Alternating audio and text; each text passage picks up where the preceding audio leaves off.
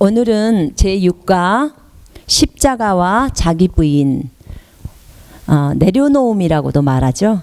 십자가와 자기 부인에 대해서 여러분과 나누고자 합니다. 그리스도의 군사훈련 과정에서 이 6과 7과에서 배우는 십자가와 자기 부인, 그러니까 자기를 내려놓는 거, 그 다음에 7과에는 예수님의 주인 되심, 주님이 우리의 주인이시죠. 이 두 과는 정말 너무너무 중요합니다.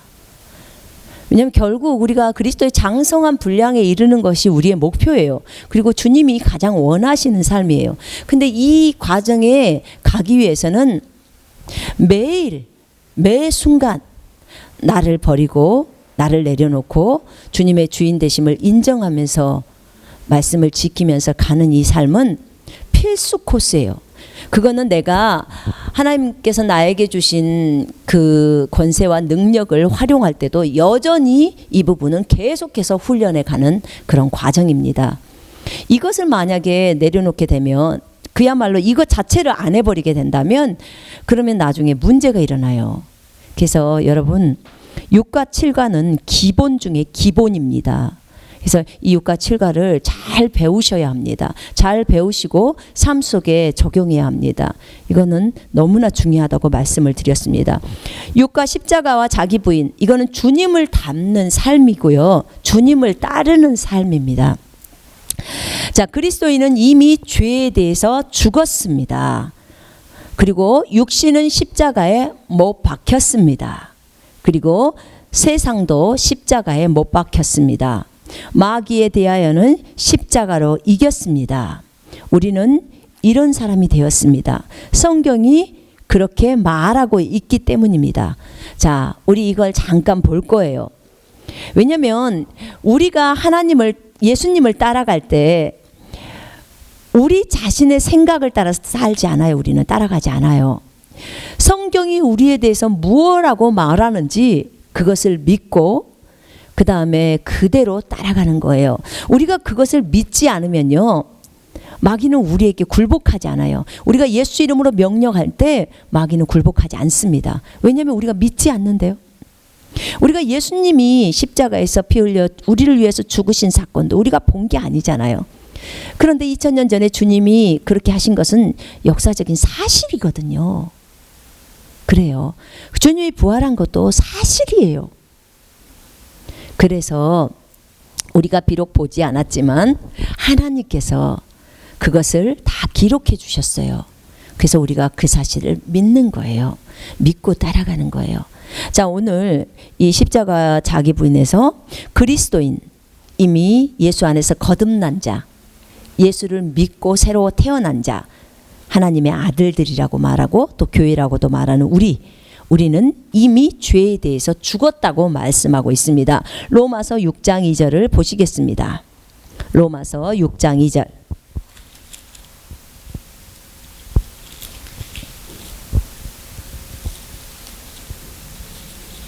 자, 로마서 6장 2절 읽겠습니다.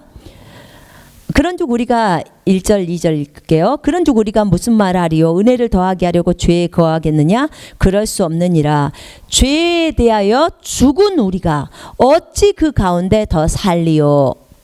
죄에 대해서 이미 죽었다고 말합니다. 우리는 이미 죄에 대해서 죽었습니다. 아니, 나는 죄에 대해서 살아있는데요? 아니요. 여러분, 거부하셔야 합니다. 성경이 우리가 죄에 대해서 죽은 거라고 합니다. 죄가 죽은 거라고 말하는 게 아니고요. 내가 죄에 대해서 죽었다는 거예요. 내가 죄에 대해서 반응할 수 없는 존재라 그 말입니다. 이것을, 내가 죄에 대해서 죽었다는 것을 아는 것과 나는 안 죽었는데 자꾸만 죽으려고 하는 거, 나는 죽어야 돼, 나는 안 죽었고 나는 죽어야 돼, 나는 죽어야 돼야, 이 상황하고 나는 이미 죽었구나, 그러기 때문에 죄에 대해서 나는 반응할 수 없는 존재구나, 그래서 나를 내어주는구나, 주님의 십자가 앞에 나를 죽음에 내어놓는구나, 이것을 아는 거하고는요 하늘 땅 차이예요.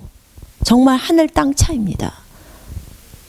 그만큼 차이가 있어요. 우리가 영적 삶을 살 때 진짜로 내가 그리스도 안에서 어떤 존재인지를 빨리 봐야 돼요.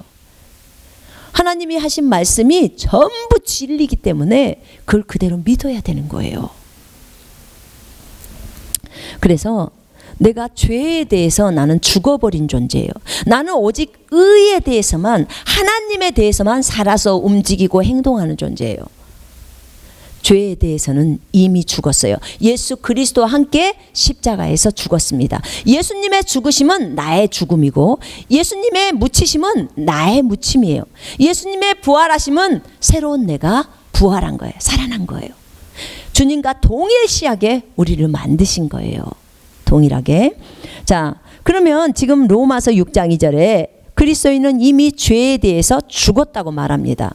그렇기 때문에 죄가 너희를 주관하지 못한다고 14절에 6장 14절에 죄가 너희를 주장하지 못하리니 이는 너희가 율법 아래 있지 아니하고 은혜 아래 있음이라. 아멘. 죄가 우리를 주장할 수 없대요. 그러니까 여러분이 그 사실을 믿는다면 죄가 왔을 때 거절하는 거예요. 죄를 선택하지 않는 거예요. 여러분, 우리 안에 죄를 선택하지 않을 수 있는 능력이 이미 와 있어요. 성령이 들어와 계신다 그 말이에요. 의라는 것은요, 옳은 것을 선택할 수 있는 능력이에요.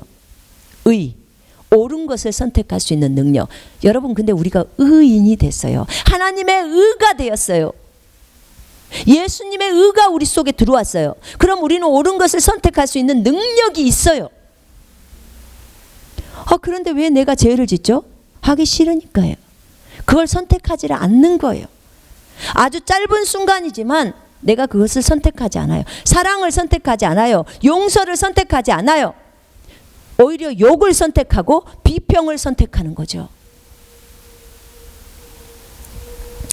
자, 이렇게 성경은 우리에게 우리는 죄에 대해서 죽은 자라고 말합니다. 여러분, 우리는 죄에 대해서 죽은 자입니다.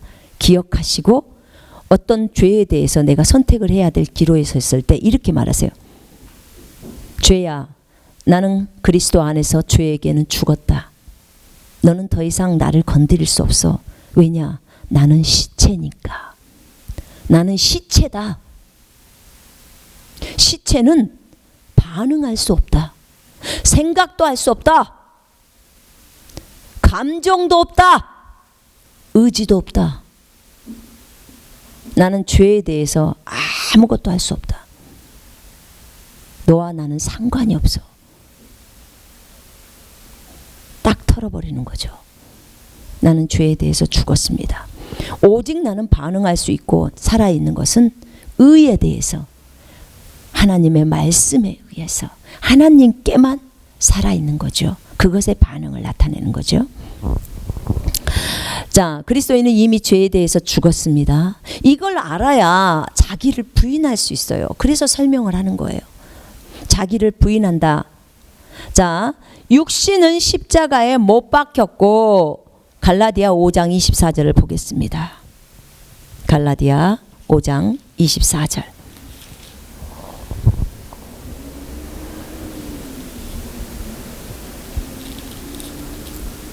갈라디아 5장 24절. 그리스도 예수의 사람들은 육체와 함께 그 정욕과 탐심을 십자가에 못 박았느니라. 아멘, 할렐루야. 그리스도 예수의 사람들은, 여러분, 우리 모두 그리스도 예수의 사람이에요. 예수님 믿으면 우리는 다 그리스도 안으로 들어갑니다. 그리스도 예수의 사람들은 이 육체와 함께 그 정욕과 탐심을 십자가에 못 박았느니라. 십자가에 못 박아서 죽였다 그 말이에요. 이 육체를, 이 죄를 짓는 이 육체요. 여러분, 육신은 십자가에 못 박혀 있어요. 죄에 대해서 마귀가 우리를 미혹시키고 꼬실 때, 야 마귀, 너 떠나가. 내 육신은 이미 십자가에 못 박혀서 죽었다. 딱 말씀하세요. 너 가. 나는 사랑을 따라 사는 존재야. 나는 믿음을 따라 사는 존재야. 나는 온유와 친절을 따라 사는 존재야. 나는 용서하는 존재야. 더 이상 내 육신을 따라 살지 않아. 육신의 생각은 사망이야. 내 육신은 이미 십자가에서 못 박혔다. 가. 이렇게 거절하는 거예요. 육신은 십자가에 못 박혔다고 갈라디아 5장 24절에 나와 있어요. 그리스도 예수의 사람들, 거듭난 그리스도인들, 하나님의 아들들, 하나님의 교회는 육체와 함께 그 정욕과 탐심을 십자가에 못 박은 자들이에요. 여러분, 거절하는 거예요. 마귀의 미혹을 거절하는 거예요. 육신적인 생각, 감정, 의지 다 거절하는 거예요. 자, 그 다음에 그리스도인은 죄에 대해서 죽었고요. 육신은 십자가에 못 박혔고요. 그 다음에 세상, 그리스도인이 세상에 대해서 어떻게 반응하냐면요, 세상도 십자가에 못 박혔고, 아멘. 자, 우리는 세상에 대해서요 이미 십자가에 못 박은 자들이에요. 갈라디아 6장 14절을 보겠습니다. 갈라디아 6장 14절. 그러나 내게는 우리 주 예수 그리스도의 십자가 외에 결코 자랑할 것이 없으니 그리스도로 말미암아 세상이 나를 대하여 십자가에 못 박히고 내가 또한 세상을 대하여 그러하니라. 내가 세상에 대해서 십자가에 못 박히고요, 세상도 나에 대해서 십자가에 못을 박아버리는 거예요. 끝났다 그 말이에요. 더 이상 나는 세상에서 나를 드러내려고도 하지 않고 명예를 세우려고도 하지 않고 세상을 따라가려고도 하지 않고 세상과 상관이 없어요. 왜냐하면 나는 세상에 죽어버린 사람이에요. 쉽게 말하면 세상이 나를 미혹하고 꼬시는 것에 대해서 완전히 죽었다는 거예요. 죄가 나를 꼬시고 하는 것에 내가 죽어버린 것처럼 지금 그 말이에요. 세상에서 인정받고 싶고 세상 사람들로부터 인정을 받고 싶고 세상 사람들에게 자랑하고 싶어하는 손선미임이 죽었다. 세상에 유치한 원리들, 세상에 유치한 전통들 다 죽었다는 거죠. 골로새서 2장을 한번 보시겠습니다. 골로새서 2장 20절로 23절을 보겠습니다. 골로새서 2장. 너희가 세상의 초등학문에서 그리스도와 함께 죽었거든 어찌하여 세상에 사는 것 같이 규례에 순종하느냐. 곧 붙잡지도 말고 맛보지도 말고 만지지도 말라 하는 것이니 이 모든 것은 한때 쓰이고는 없어지리라. 사람의 명령과 가르침을 따르느니라. 자, 이 세상의 초등학문, 너희가 세상의 초등학문에서 그리스도와 함께 죽었다는 거예요. 제 킹제임스 성경에는요 이렇게 좀 나와 있어요. 이게 좀 더 쉬워서 제가 설명을 할게요.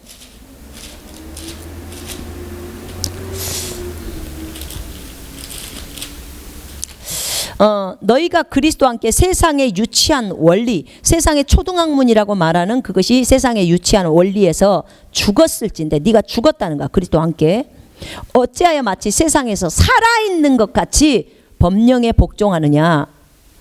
어찌하여 네가 세상에서 살아있는 것처럼 세상법에 복종하느냐. 세상에 유치한 원리, 그 법칙, 인간 세상의 전통, 그것에 복종하냐 그 말이에요. 손대지 말라, 맛보지 말라, 만지지 말라 하는 것이니 사용함에 따라서 부패할 모든 것이니라. 이것은 사람의 계명들과 교리들에 따른 것이니라.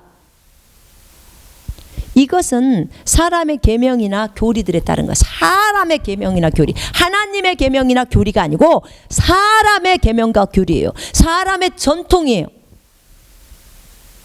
사람의 전통에 따른 것들이에요. 여러분, 우리가 사람의 계명이나 전통을 갖고 교회로 들어와서는 안 돼요. 하나님은 아주 싫어하십니다.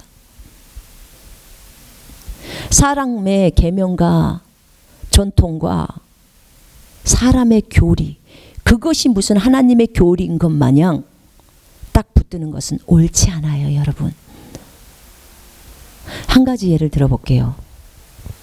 성경에 보면 아버지 어머니를 위해서 한 것이 고르반 이렇게 했으면 아버지 어머니가 그걸로 고르반으로 해서 받으셨다면 내가 아버지 어머니를 돈으로 섬기지 않고 음식으로 섬기지 않아도 된다는 거예요. 이게 인간의 전통이에요. 유대인들의 그 장로들의 전통이에요. 그러니까 주님이 뭐라고 그래요? 너희가 사람의 전통을 가지고 하나님의 계명을 어긴다고 나와요. 하나님의 계명은 뭐였어요? 부모를 공경하라는 거예요. 근데 그 전통을 따르는 거예요. 또 말하죠. 장로들의 전통이 손을 씻지 않고서는 먹지 않는다. 주님이 그랬어요. 그들이 당신들의 제자들은 손을 씻지 않는다. 손 씻지 않으니까 너무 더럽다. 주님이 그 얘기하죠. 야, 그게 전통이야. 이 음식을 먹는 것은 네 입으로 들어가서 엉덩이, 응가, 대변으로 나간다는 거예요. 그건 사람을 더럽히지 않는다는 거예요. 그러나 뭐가 더럽히냐? 네 안에 있는, 네 마음 안에 있는 그 악한 생각, 음란, 도적질 이런 것들이 다 나와서 너를 더럽힌다는 거야. 정말 모르는 거죠. 네가 인간의 전통을 가지고 와서 하나님의 계명을 무시하는 거예요. 여러분, 우리가 이렇게 해서는 안 돼요. 제가 한 가지 얘기해 드릴게요. 여러분, 교파, 교단, 이게 성경에 있습니까? 없어요. 여러분, 군사로 훈련되시려면 이 정도는 아셔야 돼요. 성경에는 교파, 교단 없습니다. 근데 여러분 아세요? 우리나라에서 교파나 교단 안 들어가면 무슨 이단인 것처럼 쳐다봐요. 이게 어디서 나온 생각인데요? 이게 성경적인 생각입니까?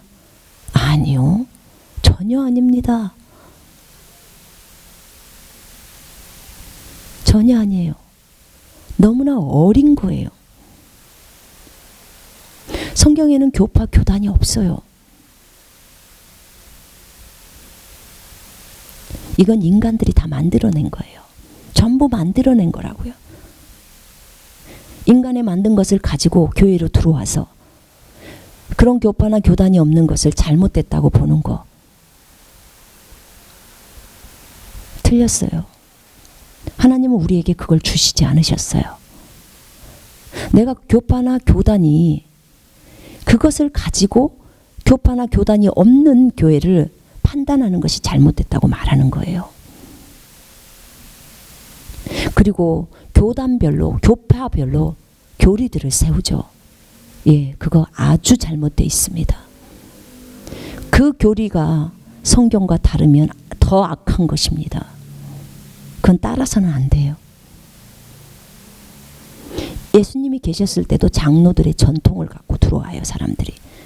그런데 너희가 그 전통을 지키느라고 하나님의 계명을 어기는 거예요. 그건 옳지 않다는 거죠. 여러분, 우리는 교단이나 교파를 뛰어넘어야 돼요. 교단별로 모이고 교파별로 모입니다. 인간이 만든 것을 가지고 그것을 앞세워서는 안 돼요. 우리는 그리스도 안에서 다 한 몸이에요. 우리는 예수님을 믿게 되면 다 한 가족이 되는 거예요. 장로교, 합동측, 통합측. 장로교 합동측이면요, 장로교 통합측하고는 교제 안 해요. 왜 그럽니까? 아니, 그리스도인 아닙니까? 한 몸이에요. 제가 중국에서 사역할 때 난 중국의 형제 자매들이 너무 감사한 게 뭐냐면 교파와 교단이 없어. 중국은 그냥 우리는 한 가족이라는 거야. 이지아는 한 가족이에요. 제가 베이징에 사역을 하러 갔는데 한 번도 만나지 않은 형제예요. 저희한테 호텔 잡아주고 호텔비 내주고 밥 사주고. 내가 그 형제를 언제 봤나요? 본 적이 없어요. 제가 다른 지역 갔을 때 어떤 자매가 저희 호텔비 내주고 밥 사주고 본 적이 없다니까요. 근데 뭐라고 그런 줄 알아요? 저한테 그래요. 선생님, 우리는 한 가족입니다. 자매님과 저는 한 가족입니다. 그리스도 안에서 한 가족이, 한 몸이, 한 지체예요. 서로에게 지체. 이게 중국 교회는 정말 뜨겁게 있는 거예요. 난 너무 좋아요. 중국 교회는요, 서로 왕래해요. 오늘 이 교회에서 예배 드렸으면 내일은 다음 주에는 저 교회 가서 예배 드려요. 아무렇지도 않아요. 제 생각이 다 깨져버렸어요, 거기서. 그리스도 안에서 진짜 한 몸이라고 생각하고 그들을 도와요. 제가 한국을 보면서 정말 마음이 아파요. 교단 다르면 교제도 안 해요. 우리 한 몸이에요, 한 몸. 우리 한 영혼을 얻으려고 얼마나 밖에 나가서 전도합니까? 그 영혼 하나 얻으려고. 근데 그 영혼 딱 얻고 나면 그 영혼이 다른 교회를 간다. 만약 우리 교회 다니다가 다른 교회 가잖아요. 그럼 그 사람 만나려고도 안 해. 어찌 된 것이냐고요, 그게. 내 몸이고 내 지체잖아요. 어때요? 다른 교회 가면 어떠냐고요. 이곳에서 다 배웠으면 다른 교회 가서 또 배우면 되죠. 여러분, 각 교회마다 영적인 수준이 있습니다. 그 목사님의 영적인 수준이 그 교회의 수준이에요. 그 교회의 수준은요, 그 목사님의 영적 수준을 벗어날 수가 없어요. 그 목사님이 영적으로 5살이다 그러면 그 교회는 5살 수준의 교회예요. 1살부터 5살까지는 커버할 수 있는 교회예요. 그런데 5살 정도의 거기에서 잘 성장하다가 너무 배고프고 더 성장하고 싶어서 양무리들이 더 성장하고 갈망하며 주님 앞에 나와서 울부짖을 때 이 양무리는 더 이상 그 교회에서 버틸 수가 없어요. 왜냐하면 목사님이 5살이기 때문에 5살 이상의 것들을 양무리들에게 먹일 수가 없어요. 그런 방법은 2가지예요. 목사님이 6살로 올라오시든지 성숙의 단계로 올라오시든지 아니면 성도가 나가든지. 이제 6살 교회를 찾아가는 거예요. 6, 7살짜리 교회를 찾아가는 거예요.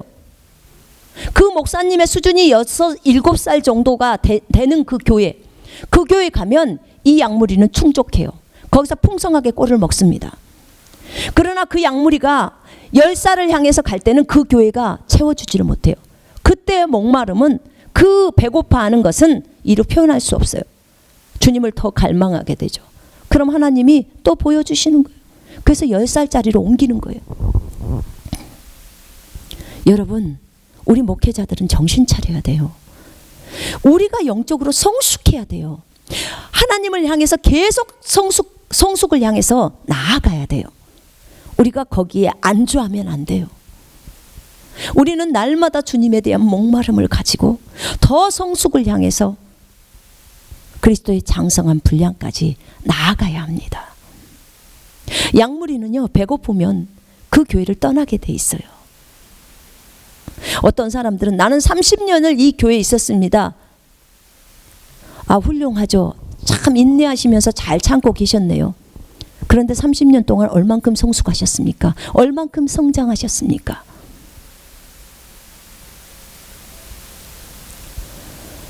주님은 저에게 말씀하실 때 이렇게 말씀하시더라고. 저희가 중국에서 제가 사역을 할 때 한 번은 아침에 다른 교회에 있는 형제 자매들 몇 분이 저희 교회에 오셨어요. 근데 곧 예배가 시작되기 때문에 제가 뭐라 얘기를 할 수는 없었지만 예배가 끝난 다음에 이 말씀을 먹고 이제 본교회로 돌아가라고 그랬어요.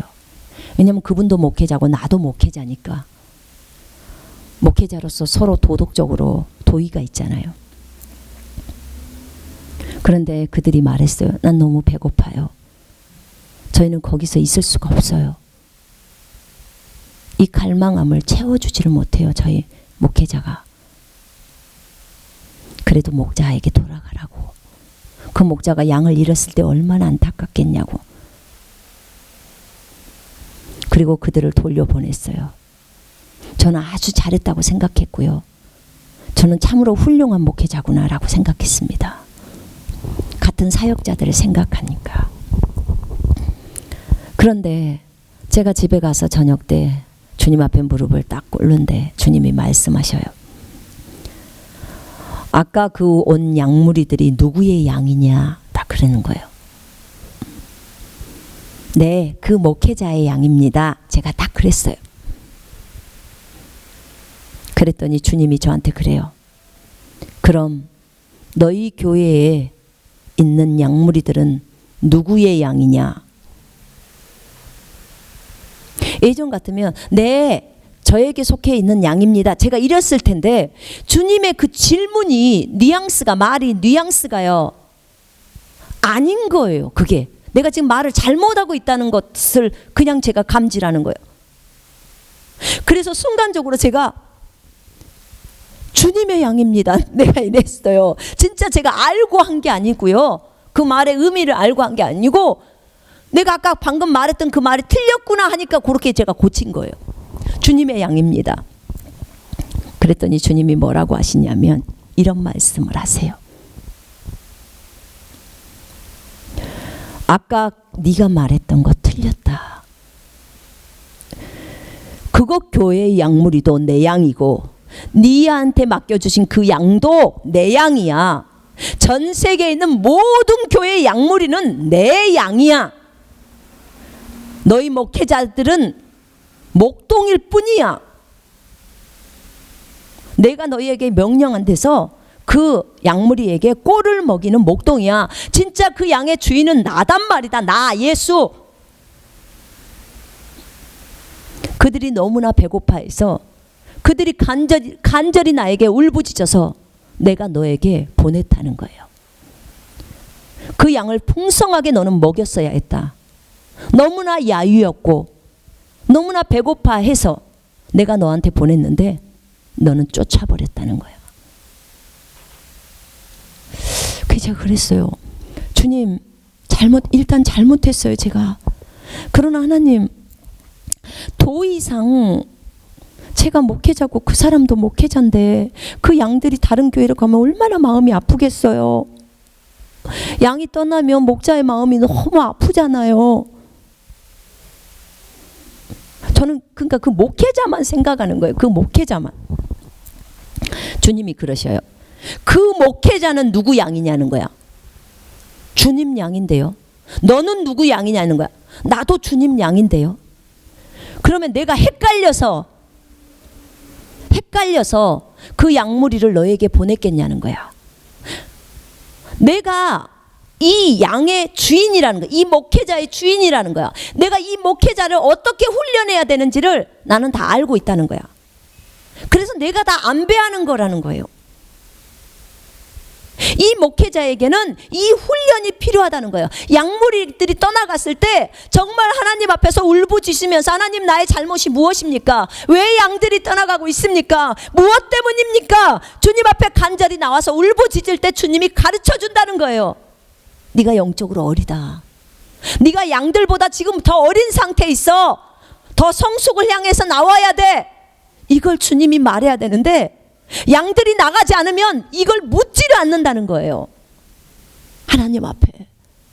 그래서 하나님이 안배하신 환경이라는 거예요. 저는 그때까지요, 교회의 수준에 대해서도 몰랐어요. 정말 몰랐어요.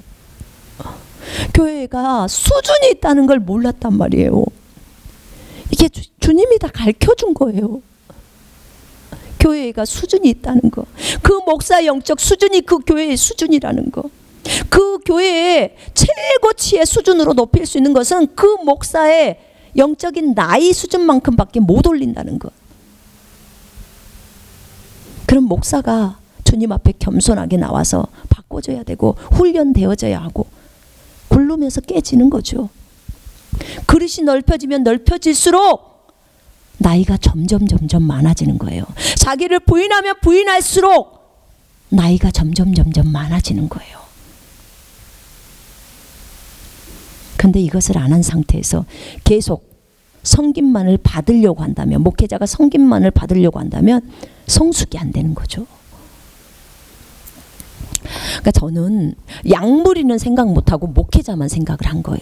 근데 그 목회자도 주님의 양이라는 것을 생각을 못한 거예요. 결국 그들은 내가 쫓아버렸기 때문에 다른 교회로 갔어요. 그 교회로 가지 않고. 그러나 내가 하나님 앞에 정말 회개하고 다음부터는 그러지 않겠다고.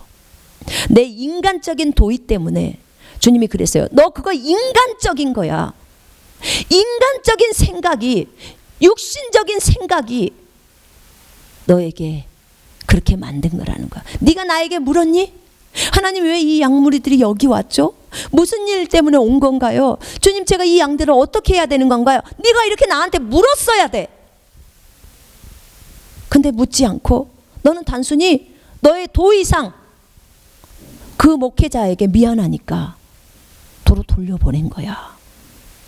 그리고 네가 잘했다고 네 혼자 스스로 네 눈에 현명한 거야. 스스로 지혜롭다고 생각하고 있었던 거야. 근데 나는 안 기뻐해. 내 자신이요 참으로 부끄러운 거예요. 너무나 부끄러운 거예요. 한 교회에 오래 있는 것만이 능사가 아니에요. 여러분, 이 집사님은 우리 교회에서 30년 있었습니다. 그렇게 자랑하실 수 있는 목회자가 계신다면요, 이유는 두 가지일 거예요. 이 목회자님의 영적인 수준이 너무 높아서 1살부터 30살까지 다 커버할 수 있는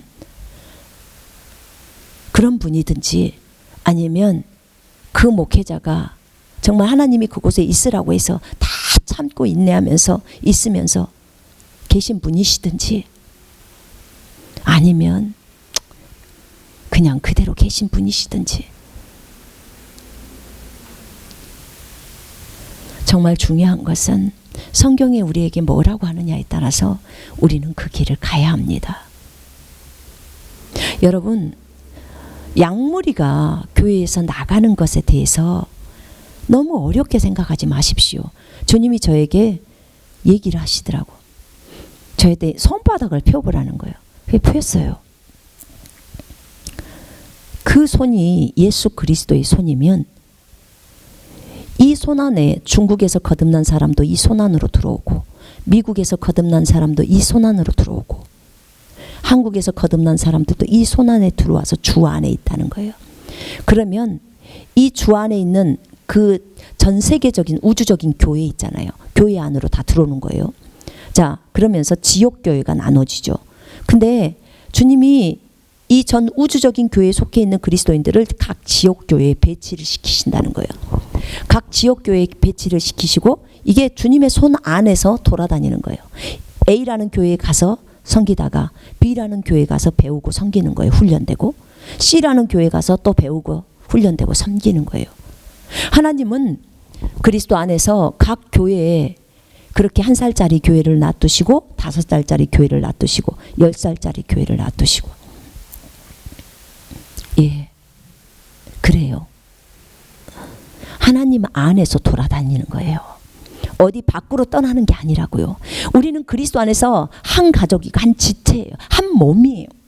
그가 설령 옆에 다른 교회로 가더라도 우리는 여전히 그를 만나서 인사하고 서로 뜨겁게 사랑해야 돼요. 왜요? 한 몸이니까. 그 안에 예수 그리스도가 있으니까 죽게 하듯 해야 되는 거예요.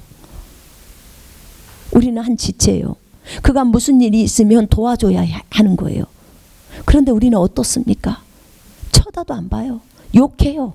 우리 교회 떠나면 무슨 큰 일 날 것처럼, 이 교회만 떠나면 무슨 저주받는 것처럼 목사님들 그렇게 얘기하시는데, 절대 그래서는 안 돼요. 내가 부족해서, 목자의 내가 부족해서, 내가 너무나 영적으로 어려서 그 양무리가 떠나는 거예요. 꼴을 못 먹어서. 그러면 정말 주님 앞에 회개해야 돼요. 그리고 진정으로 그들을 축복하면서 보내야 돼요. 더 성숙한 곳으로 가거라. 가서 그곳에서 꼴을 잘 먹고 더 풍성하게 자라라고 보내줘야 되는 거예요. 그럴 때 하나님은 여러분의 교회에 계속 어린, 여러분이 커버할 수 있는 어린 신자들을 계속해서 보내십니다. 왜냐하면 내 수준이 그 수준이니까. 그러나 그걸로 만족하지 마시고 더 자기의 그릇을 키우시라는 것입니다. 자, 우리는 세상에 대해서 십자가에 못 박혔습니다. 세상에 대해서 십자가에 못 박혔어요. 나를 내려놓음이 많을수록, 내가 나를 버리는 것이 많을수록 나는 그릇이 더 커집니다. 자기를 부인하고 십자가 지는 삶을 살면 살수록 나는 그릇이 더 커집니다. 내 영적인 연령은 더 많아진다, 그 말입니다. 나를 부인하고 십자가를 지고 삶을 살아갈 때 내가 하나님의 말씀을 비로소 지켜낼 수가 있다는 거지요. 자, 거기 보면 방금 그리스도인은 죄에 대해서 죽었고 이 육체는 십자가에서 못 박혔고 이 세상 나라는 이 존재는 세상에 대해서도 죽어버린 존재입니다. 세상이 나에게 어떻게 할 수 없어요. 유혹을 줄 수 없어요. 이 세상의 유치한 원리, 이 3차원의 원리에 대해서 이 인간의 전통에 대해서 나는 죽었다는 것입니다. 그 다음에 마귀에 대해서는 우리는 어떤 존재입니까? 마귀에 대하여서는 주님이 십자가로 이기셨기 때문에 우리도 이긴 존재가 됐어요. 아까 그랬죠. 예수님과 함께 죽었고 묻히고 부활하고, 나도 예수님과 함께요. 함께 죽었고 묻히고 그 다음에 부활해서 예수 그리스도와 함께 하늘의 보좌에 앉아 있다고. 이게 에베소서 2장 5절 6절이라고 말씀드렸습니다. 자, 골로새서 2장 15절에 이렇게 나와 있습니다. 정사와 권세를 벗겨내어 그것들을 공개적으로 나타내시고 십자가로 그들을 이기셨느니라. 아멘. 주님의 승리는 우리 그리스도인들의 승리입니다. 우리 교회의 승리입니다. 네, 우리는 마귀를 이겼습니다. 예수님이 이기셨기 때문에 우리는 예수 그리스도 안에 들어가 있기 때문에 우리는 이긴 자입니다. 우리는 이미 이긴 자이기 때문에 매일 이기는 삶을 살 수밖에 없는 존재입니다. 이것을 알고 마귀랑 전쟁을 붙어야 된다, 그 말이에요. 싸움을 해야 된다는 거예요. 이긴 자의 위치에서 예수 이름으로 명령을 하기 때문에 마귀가 떠나가는 거예요. 나는 이걸 하나도 모르는 상태에서 나는 마귀를 이겨야 돼, 나는 마귀를 이겨야 돼, 마귀를 이겨야 돼. 여러분 다 KO 당해버려요. 그러나 예수님의 승리 위에서 우리는 싸운다는 걸 알고, 우리는 이미 이겼다는 것을 알고, 하나님께서 그러죠. 마귀를 대적하라. 하나님께 복종하라. 마귀를 대적하라. 그리하면 그가 너희로부터 도망하리라.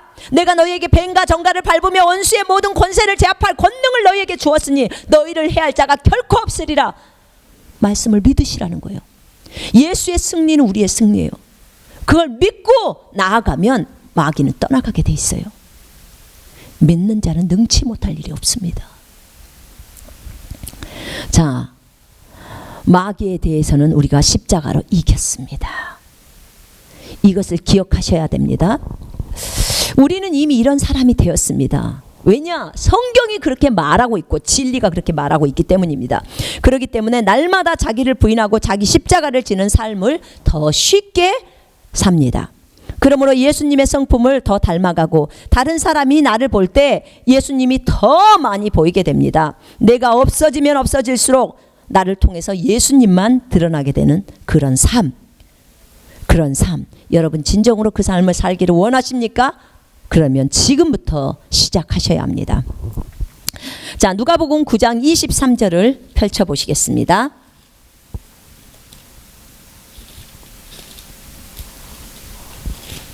누가복음 9장 23절.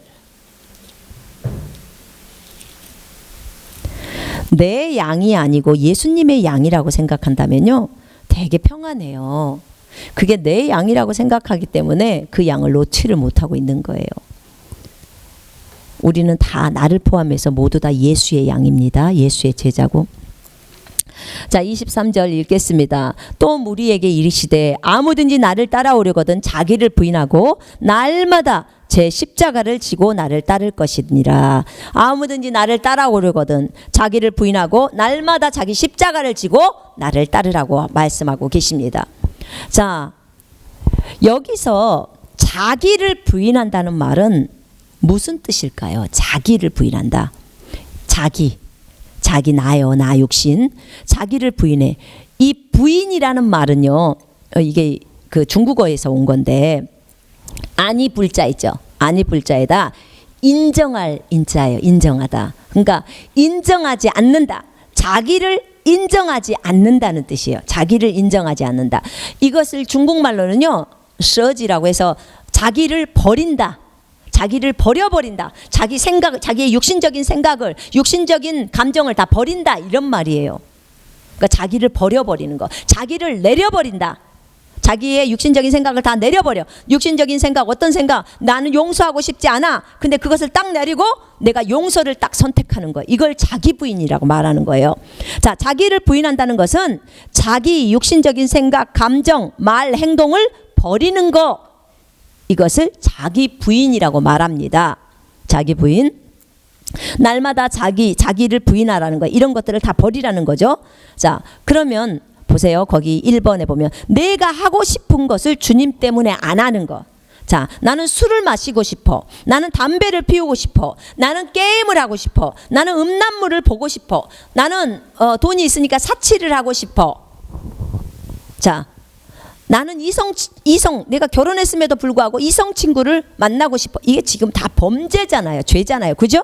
그런데 자, 이것을 하고 싶어요. 내가 하고 싶은데 주님 때문에 내가 이 하고 싶어 하는 이것을 내리는 거예요. 버리는 거예요.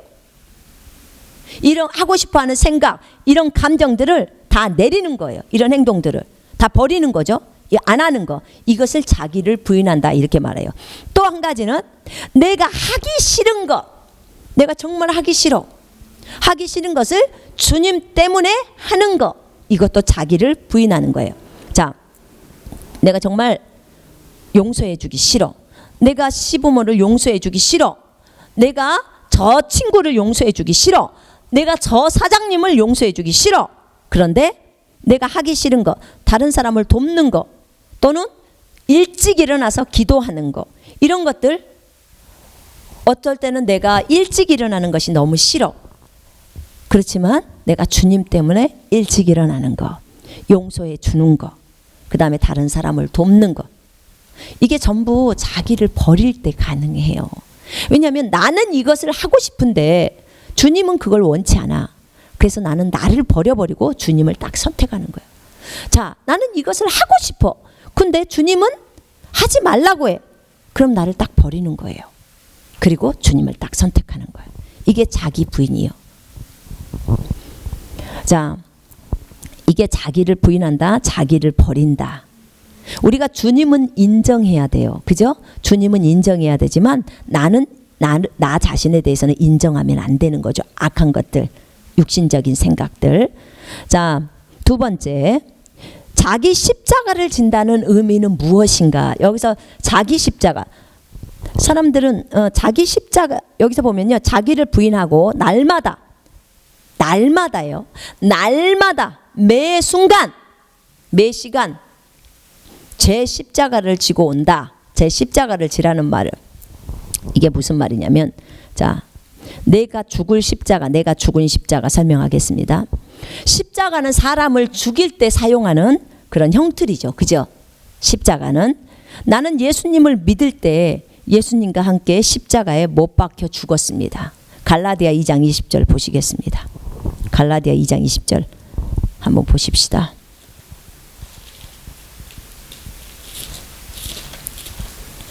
갈라디아 2장 20절. 내가 그리스도와 함께 십자가에 못 박혀 있으나 그럼에도 나는 살아있노라. 그러나 내가 사는 것이 아니요 오직 그리스도께서 내 안에 사는 것이라. 내가 이제 육신 안에서 사는 삶은 나를 사랑하시어 나를 위해 자신을 주신 하나님의 아들의 믿음으로 사는 것이라. 하나님의 아들을 믿는 믿음으로 사는 것이라. 자, 내가 그리스도와 함께 십자가에 못 박혀 있다. 내가 십자가에 못 박혔어요. 죽었다 그 말이에요. 내가 십자가에서 못 박혀 죽었다. 난 죽었다는 거예요. 성경은 나를 죽었다라고 말해요. 그러면 십자가에 못 박혀서 나는 죽었습니다. 로마서 6장 6절에 내가 죽었다고만 나와 있습니다. 내 육신이 머물러 있는 장소는 십자가예요. 자, 무슨 말이냐면 내가 주님과 함께, 주님이 십자가에 죽었을 때 나도 함께 십자가에서 죽었습니다. 육신적인 나, 그런 내가 주님과 함께 십자가에 죽어 있습니다. 이제 그 십자가에서 절대로 우리는 내려오면 안 됩니다. 내가 죽어 있는 십자가, 손선미는 십자가에 달려 있습니다. 내 육신적으로 생각하는 손선미는 십자가에 달려 있습니다. 그래서 여러분이 이것을 아신다면, 자, 내가 누군가를 용서하기가 싫을 때가 있어요. 그러면 내가 죽어 있는 십자가를 딱 쳐다보는 거예요. 오, 손선미 죽어 있구나. 항상 여러분의 머릿속에 기억하세요. 오, 손선미 저 십자가에 달려 있구나. 오, 죽었구나. 내가 죽었다는 것을 내가 완전히 생각해서 확고하게 내가 생각을 하게 되면요, 믿는다면요, 내리는 게 너무 쉬워요. 어렵지 않아요. 그래서 내가 죽었다는 거, 나는 시체구나. 시체는 자신의 육신적인 생각도 감정도 행동도 없지. 오직 새로운 나만 그리스도 안에 있지. 시체는 반응할 수 없구나 라면서 내가 죽은 그 나를 딱 보는 거예요. 손선미 죽었구나. 내가 죽은 나를 바라보는 것이 매일 십자가를 지는 거예요. 또 한 가지는 내가 죽은 나를 보면서 손선미 죽었구나. 내가 죽었다는 것을 보잖아요. 그러면 너무 쉽게 내려진다고 했죠. 내가 죽었다는 것을 보니까 나를 죽음에 매일 내어놓는 거예요. 너무 쉬워요. 여러분, 성경에 보면 이런 말이 있어요. 거룩한 형제들아, 하늘의 부르심을 받은 거룩한 형제들아. 우리는 이미 거룩한 형제예요. 이미 거룩해졌어요. 그러니까 뭐라 그래요? 거룩하라. 너희 삶 속에서 매일 거룩한 삶을 살으라는 거야. 이미 본성이 거룩해졌기 때문에 삶 속에서는 거룩을 살아내라는 거예요. 지금 여기서 날마다 자기 십자가를 지라는 말은요, 네가 이미 십자가에 달려 죽었기 때문에 너를 날마다 십자가의 죽음 앞에 내려놓으라는 거예요. 지금 거룩한 형제들아, 이미 거룩해졌어요. 그러니까 삶에서 거룩을 살아. 네 안에는 거룩을 행할 수 있는 능력이 있어. 그러니까 거룩을 행해. 지금 이 말이에요. 예수님을 따라 거룩한 삶을 살으라는 거예요.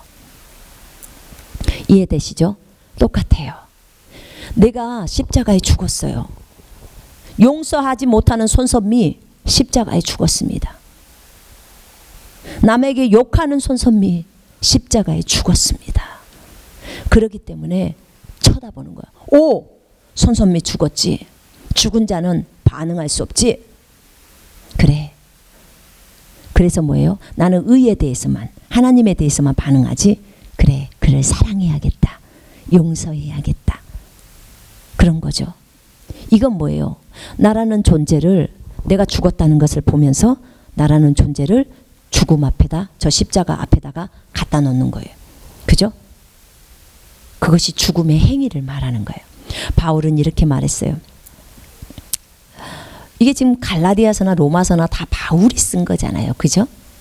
바울이 썼어요.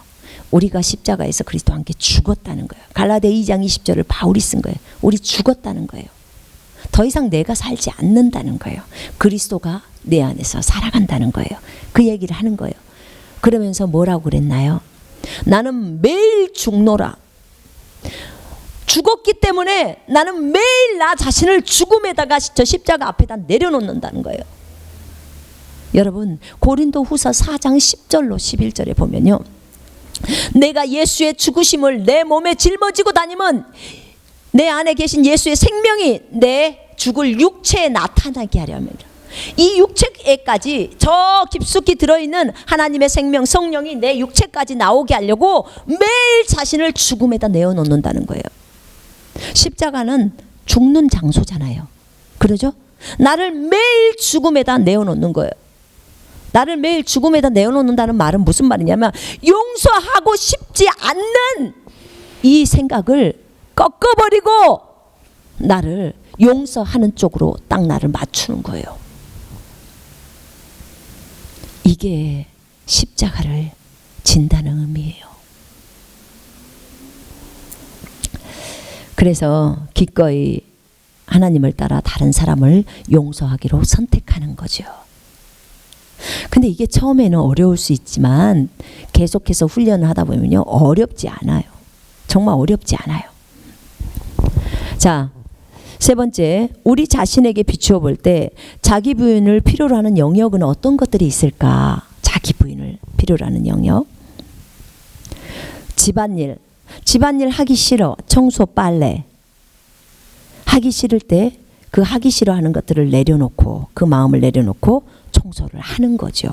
기쁘게, 주님 감사합니다. 나는 나를 버립니다. 나를 버릴수록 더 큰 그릇이 된다는 것을 알게 해주셔서 감사합니다.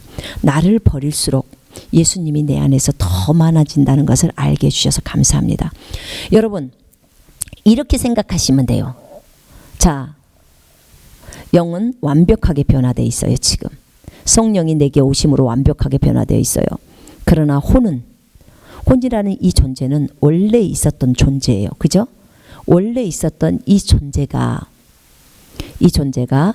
이제 하나님의 나라가 이 안에 들어옴으로 인해서 이제는 너는 예전에 그 나라에 속했던 사람이었는데 이제는 새로운 이 영의 나라에 속해 있어.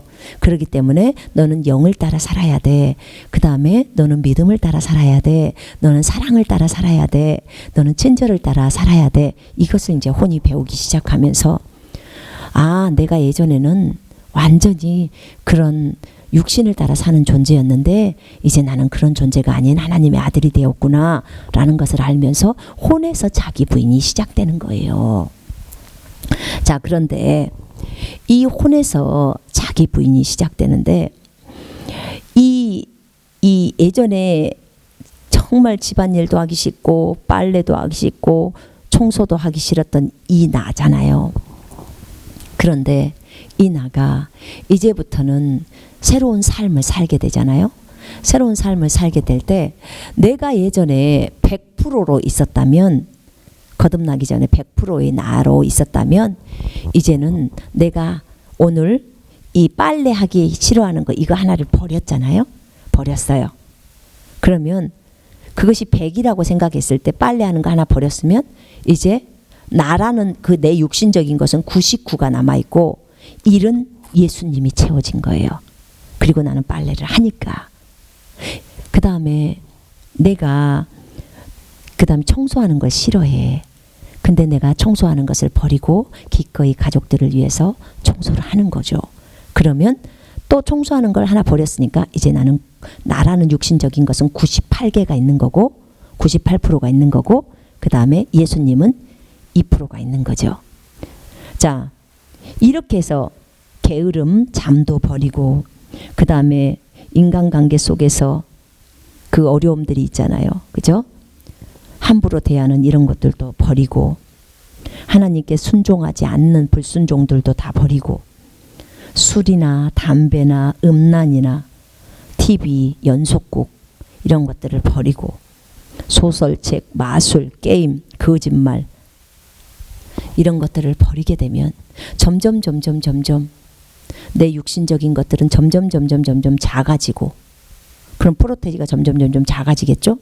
그리고 예수 그리스도는 내 안에서 점점 많아지게 되는 거죠. 예수님, 내 안에 계신 예수님이 많아질수록 나는 성숙해 간다고 말하는 거고요. 내 안에 계신 예수 그리스도가 아주 작은 프로테지로 그렇게 돼 있다면, 내 육신이 너무나 많이 있다면, 육신적인 생각들이 가득 차 있다면 나는 영적으로 어린아이인 거죠. 자, 우리가 자기 부인을 필요로 하는 그 영역들은 참 많습니다. 많은 그리스도인들은 그리스도의 장성한 분량에까지 이르기를 원하십니다. 에베소서 4장 13절을 보시겠습니다. 에베소서 4장 13절.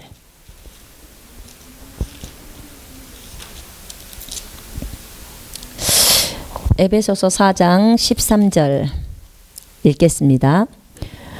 우리가 다 하나님의 아들을 믿는 것과 아는 일에 하나가 되어 온전한 사람을 이루고 그리스도의 장성한 분량이 충만한 데까지 이르리니 이는 우리가 이제부터 어린아이가 되지 아니하여 사람의 속임수와 간사한 유혹에 빠져 온갖 교훈의 풍조에 밀려 요동하지 않게 하려 함이라. 오직 사랑 안에서 참된 것을 진리를 말하며 범사에 그리스도에까지 자랄지라. 그는 머리니 곧 그리스도시라. 그에게서 온몸이 각 마디를 통하여 도움을 받음으로 연결되고 결합되어 각 지체의 분량대로 역사하여 그 몸을 자라게 하며 사랑 안에서 스스로 세우느니라. 아멘. 우리가 다 하나님의 아들을 아는 믿음 안에서 이제 자라가는 거죠.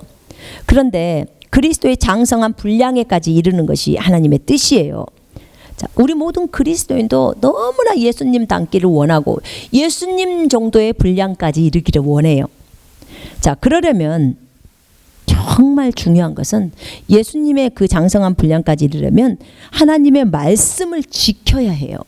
정말 하나님의 말씀을 지켜야 하는데 하나님의 말씀을 지키려면 반드시 자기를 부인하지 않고서는 할 수가 없어요.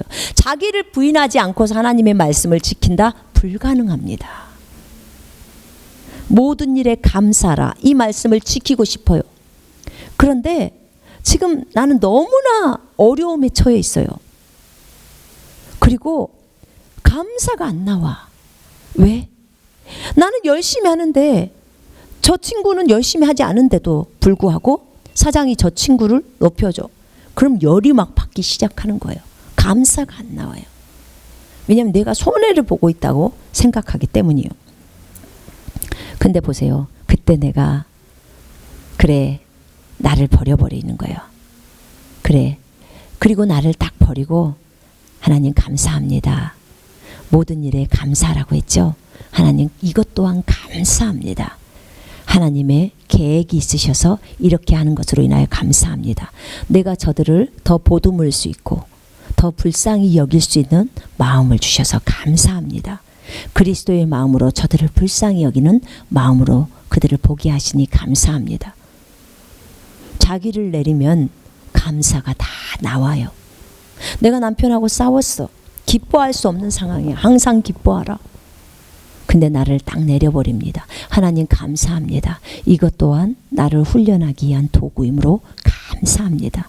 나는 주님이 나의 기쁨이기 때문에 기뻐하겠습니다. 이렇게 나를 내려버릴 때, 자기를 부인해버릴 때, 자기 생각을 버려버릴 때 비로소 하나님의 말씀을 지킬 수가 있습니다. 자기 부인은요, 우리를 거룩으로 이끄는 지름길이에요. 그리고 거룩은 우리 안에 있는 그리스도의 생명이 나오는 통로예요. 우리 거기 한번 보십시다. 베드로전서 1장 22절을 보세요. 베드로전서 1장 22절.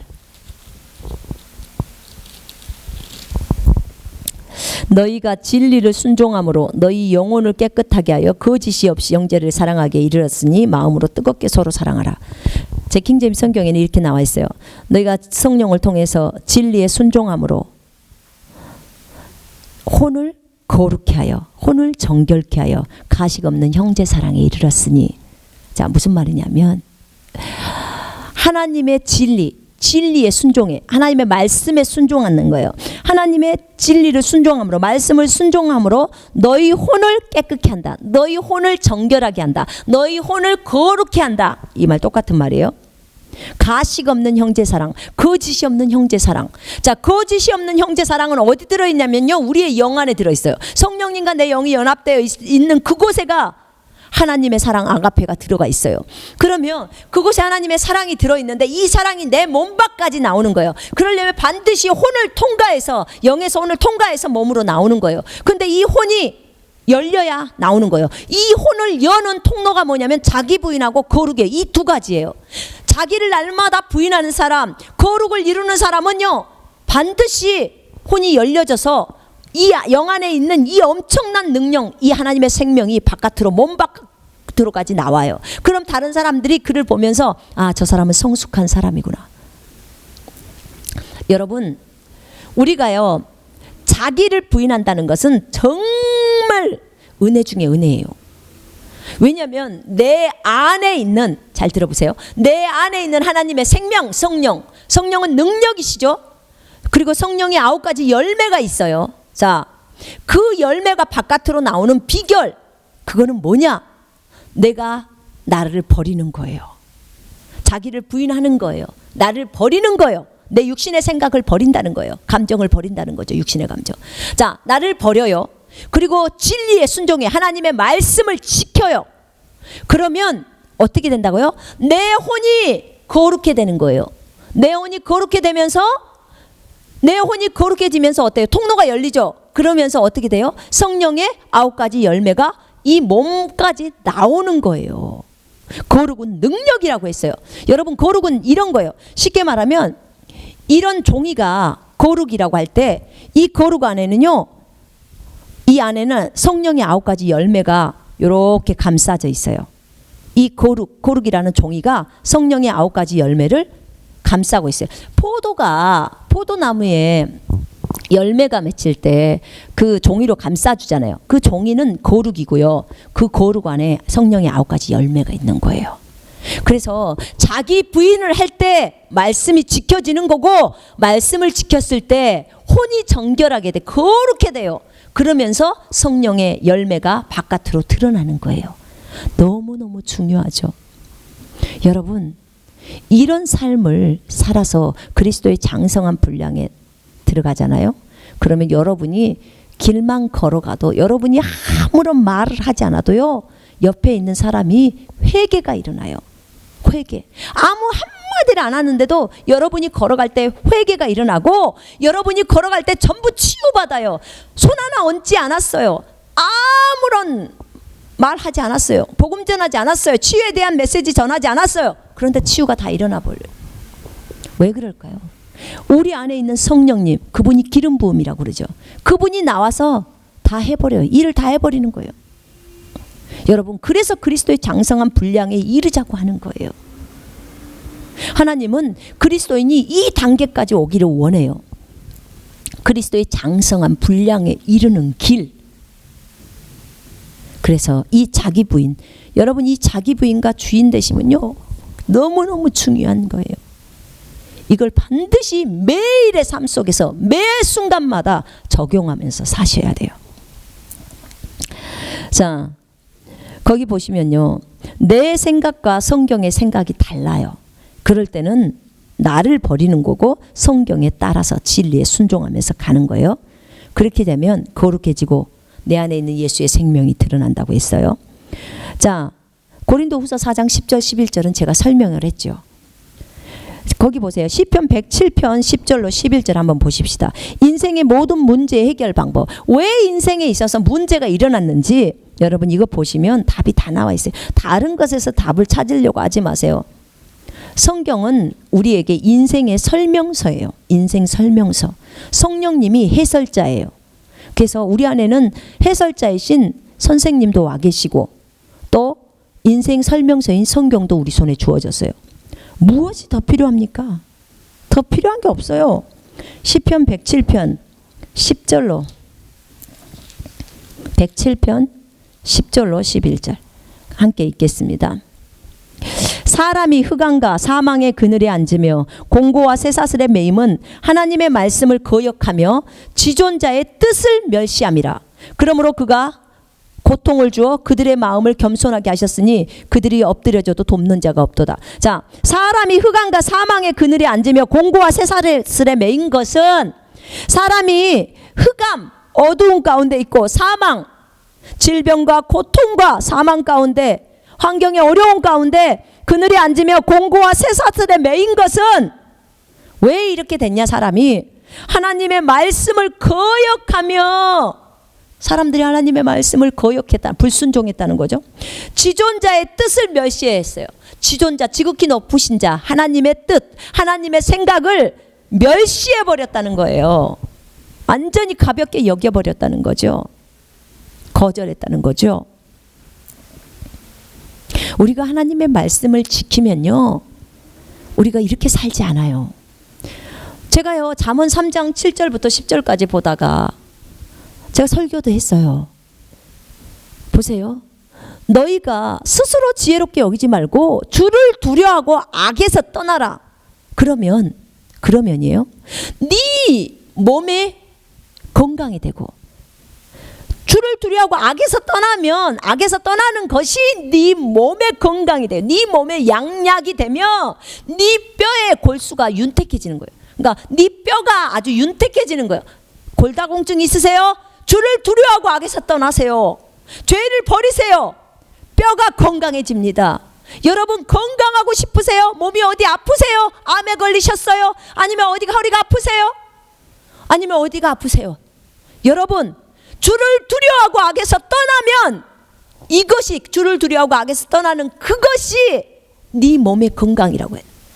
주님이 이렇게 말해놨는데 그 말씀 약속 안 지키시겠습니까? 주님이 헛소리 하시는 분이 아니에요. 그분이 진리세요. 약속하면 신실하시기 때문에 반드시 지키셔요. 그분이 하는 모든 것은 옳으십니다. 의이시기 때문에. 이렇게 명백하게 나와 있어요. 여러분, 스스로 지혜롭게 되지 마요. 세상 따라가지 마요. 본인이 이렇게 하면 이렇게 돼, 이 지혜 버리세요. 성경을 따라가라 그 말이에요. 스스로 지혜롭게 자신을 명철하다고 생각하지 말고 주님을 의지하라는 거예요. 그리고 뭐예요? 그 말이 주님을 의지하라는 거예요. 그리고 뭐예요? 죄악에서 떠나라는 거예요. 주를 두려워하고 악에서 떠나라는 거예요. 그러면 그 떠나는 그것이 네 몸에 건강이 되고 네 뼈에 건강이 된다는 거예요. 뼈 아프신 분들은 그 말씀 붙드시고 그대로 해보시란 말이야. 주님 앞에 다 회개하세요. 다 회개하시고 그리고 그 죄악에서 떠나서 걸어 나오세요. 그 죄 가운데 계속 있지 말고 버리세요. 그리고 9절에 뭐라고 나와 있나요? 네가 한 그 소산물 있잖아요. 네가 주님을 그 소산물로, 네가 농사를 지었으면 네 그 소산물로 주님을 섬기라는 거예요. 소산물로 주님을 섬기라. 네 첫 열매들로 주님을 섬기라. 그리하면 네 창고가 가득 차고 네 새 포도즙 들에는 새 포도주가 넘치리라. 창고가 가득 차. 여러분 어려우십니까? 돈에 대해서 어려우십니까? 여러분, 주님은 헛소리 안 하신다니까요. 네가 있는 첫 열매, 그 첫 열매가 원어 성경에서는 네가 갖고 있는 좋은 것으로 주님을 섬기라는 거예요. 여러분이 갖고 있는 좋은 것으로 주님을 섬겨 보십시오. 주님께 드려 보십시오. 그러면 주님께서 네 창고가 넘친다는 거예요. 창고가 풍성하게 해준다는 거예요. 창고에다 채워주시겠다는 거예요. 이런 주님의 약속이 있지 않습니까? 우리는 정말 풍성하게 삶을 살 수밖에 없는 존재로 그렇게 우리에게 풍성을 주고 싶어 하셔서 구약 성경을 통해서도 이렇게 우리에게 말씀하세요. 여러분, 우리가 풍성하게 못 사는 것은요, 한번 보세요. 내가 주님한테 얼만큼을 드렸는지 그거 보면 알아요. 주님한테 드렸는데 내가 못 받았다? 그건 불가능해요. 그런 삶도 불가능해요. 하나님한테 그런 분들은 따지세요. 하나님한테 따지세요. 잠언 3장 9절 펼치시고요, 들고 하나님 여기 보세요. 하나님 말씀하셨어요. 내가 왜 이렇게 어렵게 살아야 합니까? 주님께 계속 좋은 것을 드리는데 왜 내 창고에는 가득 차지 않습니까? 그럼 주님 얘기하실 거예요. 분명한 이유가 있을 거예요. 그러나 하나님께서 말씀 안 하시면 하나님께 따지세요. 그러면 분은 오게 돼 있습니다. 여러분, 주님은 항상 우리에게 풍성하게 채워주기를 원하시는 아버지예요. 하나님은 주셔요. 이 말씀을 믿으시라 그 말이에요. 인생의 모든 문제의 해결 방법은 여기 나와 있어요. 우리가 하나님의 말씀을 거역하고 지존자의 생각을 멸시하는 거예요. 그분의 뜻을 멸시하기 때문에 이런 고통과 어려움이 오는 거예요. 여러분, 그렇다면 이거 역으로 반대로 생각하면 인생의 모든 문제의 해결 방법은 뭐예요? 그분의 말씀을 지키는 거예요. 그분의 말씀을 존중해 주는 거예요. 순종하는 거예요. 그럼 뭐예요? 모든 문제가 해결되는 거예요. 주님이 그랬어요. 다른 데서 답을 찾지 마. 성경이 너희의 답이야. 인생 설명서야. 내가 너희를 만들었기 때문에 어떻게 해야 너희가 부가 오고 어떻게 해야 너희가 건강하게 사는지 내가 여기다 다 적어놨어. 너희가 그대로 행동을 안 해. 그게 문제인 거야. 맞습니다, 주님. 200년도 못 사는 인간이 4000년 전에 써놓은 성경을 판단하고 의심한다니요. 절대로 그럴 수는 없습니다. 자, 5번째. 하나님이 우리에게 어떤 것을 내려놓으라고 할 때가 있어요. 그럴 때는 빨리 내려놓아야 해요. 빨리 내려놓을수록 더 자유로워지고 주님의 성품이 더 많이 드러납니다. 예를 들어 보겠습니다. 이거는 예수님께서 직접 가르쳐 주신 예화입니다. 돌덩어리를 지고 가는 사람에 대한 예화인데요. 그리스도인이 욕심 때문에 아주 큰 가방을 이제 메고 인생길을 갑니다. 등에다 가방을 맸죠. 그 가방 안에는요, 엄청나게 많은 양의 돌들이 들어 있습니다. 그런데 어떤 사람은 그 가방에서 가면서 한 개씩 버리면서 갑니다. 어떤 사람은 1년에 한 개 버리고, 어떤 사람은 한 달에 한 개 버리고, 어떤 사람은 매일 한 개씩을 버리고, 어떤 사람은 한꺼번에 버리기도 합니다. 자, 어떤 사람은 이것을 하나도 버리지 않고 계속 짊어지고 가다가 자기 인생을 너무 무거우니까 포기해버리고 자살해버리고 끝납니다. 여러분, 이 돌은요 반드시 버려야 할 죄악이에요. 그래서 하나님이 내려놓아라, 버려라, 너를 부인해라 이렇게 말하는 거예요. 이것은 뱀이기도 합니다. 여러분, 뱀이면 등에다 메고 가겠습니까? 짊어지고 가겠습니까? 우리는 근데 그 돌이나 뱀을 아주 귀한 보석으로 알고 있습니다. 근데 주님 보시기에 그것은 똥이고 돌멩이이고 뱀이에요. 우리가 그것을 그렇게 생각하지 않기 때문에 문제인 거예요. 왜 하나님이 우리에게 그것을 내려놓으라고 하겠습니까? 그것이 죄악이기 때문에 내려놓으라고 하는 거예요. 그것이 우상이기 때문에 내려놓으라고 하는 거예요. 하나님은 최고를 주고 싶은데 안 내려놔요. 너무나 고집스럽고 완고하기 때문에 안 내려놓는 거예요. 목이 곧은 백성이라고 말하죠. 아주 완악하고 고집스럽습니다. 일순간에 내려버리면 너무나 쉬워요. 진짜 너무 가볍기 때문에 이걸요 빨리 다 내린 사람은요 가볍잖아요.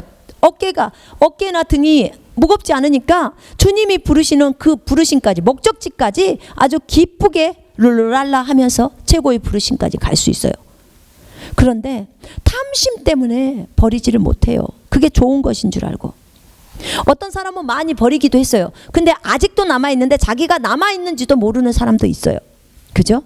몰라서 못 버리는 경우도 있고요.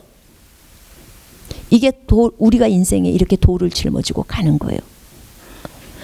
자, 두 번째, 자신의 성벽을 함락시키며 가는 사람하고 똑같아요. 러시아 인형을 보면요, 그 인형 안에 또 인형이 들어가 있죠. 또 인형 안에 인형이 또 들어가 있어요. 똑같아요. 양파 껍질도 까면 또 그 안에 양파가 있고 또 까도 양파가 있는 것처럼 우리 인생은요 성을 함락시키며, 그 성벽을 함락시키며 가는 사람과 같아요. 그 성 속에서 또 성이 나오잖아요. 그러면 그 성을 망치로 깨뜨려요. 그럼 함락이 되죠. 내가 함락이 된다. 내가 내려져 버린다. 내 그 견고한 생각들이 다 깨져 버린다, 그 얘기예요. 그건 좋은 생각이 아니라 악한 생각이죠. 죄라는 거죠. 그래서 그걸 함락하고 나면 또 안에 성벽이 있어요. 그러면 이번에는 더 센 망치로 깨야 깨지는 거예요. 또 그것을 깨고 또 들어가요. 그러면 그 안에는 더 센 견고한 진이 있어요. 근데 더 작아지죠. 그런데 그거는 더 센 망치로 깨야 되는 거예요. 이렇게 그 견고한 생각들을 부수면서 갑니다. 왜냐하면 그 본인도 그 안에 무엇이 들어있는지를 몰라요. 현명한 사람은 항상 자신을 점검합니다. 내가 의인이 되었어도요, 날마다 저녁이면 나를 돌아보면서 주님 앞에 하나님의 말씀으로 나의 잘못들을 씻고요, 그리고 날마다 나를 돌아보면서 회개하고, 그리고 또 내일의 삶을 살아갑니다. 그렇습니다. 이게 현명한 사람은 항상 자신을 점검합니다. 점점 좁혀 들어갈수록 최종적으로 내 마음의 깊은 곳에 숨어 있는 것이 있었는데 그게 자기 사랑이었어요. 그게 자존심이었고요. 제가 이것을 예전에 중국에서 그 작정 기도할 때 하나님이 보여주셨는데, 주님, 제 안에 가장 깊숙한 곳에는 뭐가 들어있나요? 제가 이랬어요. 그랬더니 그날 어떤 일이 있었냐면, 제가 저희 그날 저희 중국에서 저희 집주인이 한국 분이셨는데, 그 집주인이 오셨길래 저희 방충망 좀 해주세요. 너무 파리가 많고 모기가 많으니까 문을 못 열어놓으니까 방충망을 좀 해주세요. 그랬더니 그분이 하시는 말씀이, 선교사님이 직접 하세요. 그러니까 본인 돈을 안 쓰시겠다고 하시는 거죠. 그래서 이제 저희는 월세를 사는데, 그래서 제가 본인이 안 쓰시겠다고 하는데 제가 어떻게 말할 수가 없어서 알았다고. 그러나 제 속마음으로는 속상했어요. 자기는 돈도 많으면서 좀 해주지 그런다고. 그리고 이제 제가 슈퍼마켓을 진이하고 저희 아들하고 같이, 이제 진이가 어렸으니까 같이 슈퍼마켓에 갔는데, 그 전에 제가 진이에게 그 용돈을 좀 줬어요. 내가 너한테 용돈을 줄게. 네가 이렇게 잘했으니까 하고 같이 슈퍼마켓에 가서 이제 과자를 지가 고르더라고요. 2개인가를. 그러니까 나는 당연히 진이가 이제 용돈을 줬기 때문에 지 돈으로 살 줄 알았더니 얘가 계산을 딱 할 때쯤 돼가지고 그 위에다가 물건을 넣으면서 엄마가 돈 내. 딱 그러는 거예요. 그래서 내가 속으로 요것 봐라. 엄마 돈은 너무 쉽게 생각하네. 지 돈은 안 쓰려고 하면서 제가 그랬어요. 그리고 이제 저녁 때 그 기도 모임을 하러 이제 갔어요. 기도 모임을 하러 가서 혼자서 주님 앞에서 이제 간구하면서 그때 내 자신을 보여달라고, 내 안에 가장 깊은 곳에 무엇이 숨어 있는지 나 다 버리기를 원한다고, 주님 따라가기를 원한다고. 그때 주님이 저한테 그걸 딱 보여주시는 것이에요. 너 오늘 진이를 보면서 속상했지? 진이가 지 돈 안 쓰는 거. 그리고 네 돈 쓰기를 기뻐했지? 예. 그러더라고요. 그랬더니 주님이 그래. 너가 오늘 너희 집주인에게 너는 네 돈 쓰는 걸 아까워하고 너희 집주인 돈 쓰는 것은 기쁘게 생각했잖아. 그러고 보니까 제가 진이랑 똑같은 거예요. 제 돈 쓰는 건 아까워하면서 집주인 돈으로 방충망하는 것은 좋아하는 거예요. 그게 진이 모습하고 저의 모습하고 똑같은 거예요. 주님이 저에게 말씀하시는 게 네 최종적인 네 안에 있어 뱀으로 또아리를 틀고 있는 것은 너 자신, 네 자존심이야. 딱 가르쳐 주시는 거예요. 내 자존심이 가장 깊숙한 곳에 있는 거예요. 왜 우리가 성질내요? 왜 저 사람한테 성질내죠? 왜 남편에게, 자녀에게 성질내요? 내 자존심 건들면 성질나잖아요. 그죠? 존심을 건드렸다 이거예요. 자존심 때문에. 근데 너 자존심, 너 자신을 내려버리면 전부 다 내린다는 거예요. 그럼 예수밖에 안 남는다는 거죠. 이렇게 그 자존심을 뭐라고 주님이 말하냐면 자기 사랑이라고 얘기하더라고요. 자기 사랑. 너는 너를 너무나 사랑해. 그러니까 그 주인의 돈은 쓰려고 하고 네 돈은 안 쓰려고 해. 왜? 너를 사랑하니까. 자기 사랑. 자기 사랑은 자기 숭배고 그거는 우상 숭배라고 얘기를 하셨어요. 나 자신을 너무 사랑하다 보니까 나를 숭배하는 거라는 거예요. 그게. 자, 우리가 동굴에 처음 들어갈 때 구멍이 아주 넓죠. 안으로 들어가면 들어갈수록 좁아지고 삐쭉 나온 돌들이 이제 많습니다. 반드시 깎아야 해요. 그런데 내 심령에 내려놓아야 할 것들이 너무나 많아요. 정말 다 내려놓아야 하죠. 하루아침에 전부 내려놔 버린다면 얼마나 좋겠습니까? 정말 그러고 싶어요. 전부 다 내렸으면 좋겠어요. 근데 저는 저를 볼 때 이렇게 천천히 내리더라고요. 그리고 주님이 빛을 비춰줄 때 촥촥 내려요. 하나님이 나에게 그것을 알려줘야 내가 알더라고요. 그렇지 않을 때는 참 몰라요. 더 현명한 사람은 성경을 많이 읽을 때 성경 안에서 주님이 많이 가르쳐줘요. 그래서 알게 되는 거죠. 주님은 그랬어요. 굳이 왜 날마다 버려야 되냐. 하루아침에 다 버리면 되는 것을. 그렇게 한 개씩 버려야 될 이유가 없다. 전부를 다 버려라. 이렇게 얘기를 하시더라고요. 그렇게 버린 사람은 한순간에도 장성한 분량까지 뛰어오를 수 있다는 거예요. 네가 너를 다 버려버리면 그 다음에는 없어. 아무것도. 네가 없어. 그러면 예수만 남는 거야. 그러니까 보세요. 나에게 있어서 탁자가 있잖아요. 이렇게 긴 식탁이 이 앞에 있다고 한번 생각해 보세요. 제가 이 식탁에 이 상석에 딱 앉았어요.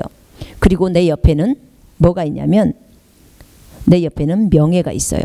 그 다음에 내 옆에는 세상에 자랑이 있고 인정이 있고 재산이 있고 남편과 자녀가 있고 우상이 있고 욕심이 있고 사역이 있고 그 다음에 내가 좋아하는 여러 가지 취미들이 다 이 책상이 있는데 식탁이 있는데 식탁의 양옆에 의자에 명예가 앉아있고 제일 가까이 있는 게 명예고 저한테는 저를 비춰봤을 때는 사역이 제일 가까이 있었어요. 그리고 그 옆에는 비전이 가까이 있었어요. 그리고 세상의 인정이나 야망이나 뭐 이런 것들이 다 있죠. 그리고 남편도 있고 자녀도 있고 그 다음에 재산도 있고 또 취미생활도 있고 다 있어요. 의자에 계속해서 저 뒤로 가면 갈수록 계속 있죠. 저 끝에 부분에 예수님이 앉아 계세요. 예수님은 안 기뻐하신 상태에서 저를 보고 있는 거예요. 기뻐하지 않으세요. 왜냐? 내가 얘기를 할 때 나랑 얘기를 할 때 내 명예나 그 다음에 내가 받은 비전이나 내가 받은 은사나 그 다음에 내 꿈이나 세상의 인정이나 이런 것들이 나랑 가까이 있기 때문에 굉장히 가까이 있잖아요. 늘상 얘기를 나눈 것과 마찬가지죠. 예수님은 저 끝에 있고, 이게 무슨 말이냐면요, 지금 내가 이 식탁에 앉아서 내가 주인이 되어가지고 내가 나를 내리지 못하고 이 주변에 가장 가까운 것들은요, 아직 내가 버리지 못하는 것들이에요. 그러면 보세요. 내가 저 끝자락에 있는 예수님 앞에 있는 내가 TV를 보던 거라면 그 TV를 내렸어요. 그럼 TV가 없어지죠. 그럼 예수님은 더 앞으로 오시는 거죠. 그죠? 그 다음에 TV 옆에 어떤 정욕이 있었다. 그럼 그 정욕을 버리죠. 욕심을 버렸어요. 그럼 또 예수님이 더 앞자락으로 오시는 거죠. 그 다음에 내가 세상에서 성공하고 싶어하는 욕망을 딱 버렸다. 그러면 예수님이 더 앞자락으로 오시는 거죠. 결국은 주님이 주신 은사나 이 부분도 내리는 거죠. 자, 주님이 나에게 주셨던 비전도 내려요. 명예도 내려요. 그 다음에 내 부모나 자녀들도 다 내려요. 자, 이렇게 되면 결국 나 혼자 남아요. 나랑 예수님이랑 남죠. 그러면 여기서 나 자신, 내 자존심, 나까지 내려버려요. 그러면 오직 예수 그리스도만 남아요. 이 상태가 그리스도의 장성한 분량이에요. 오직 예수만 있는 거.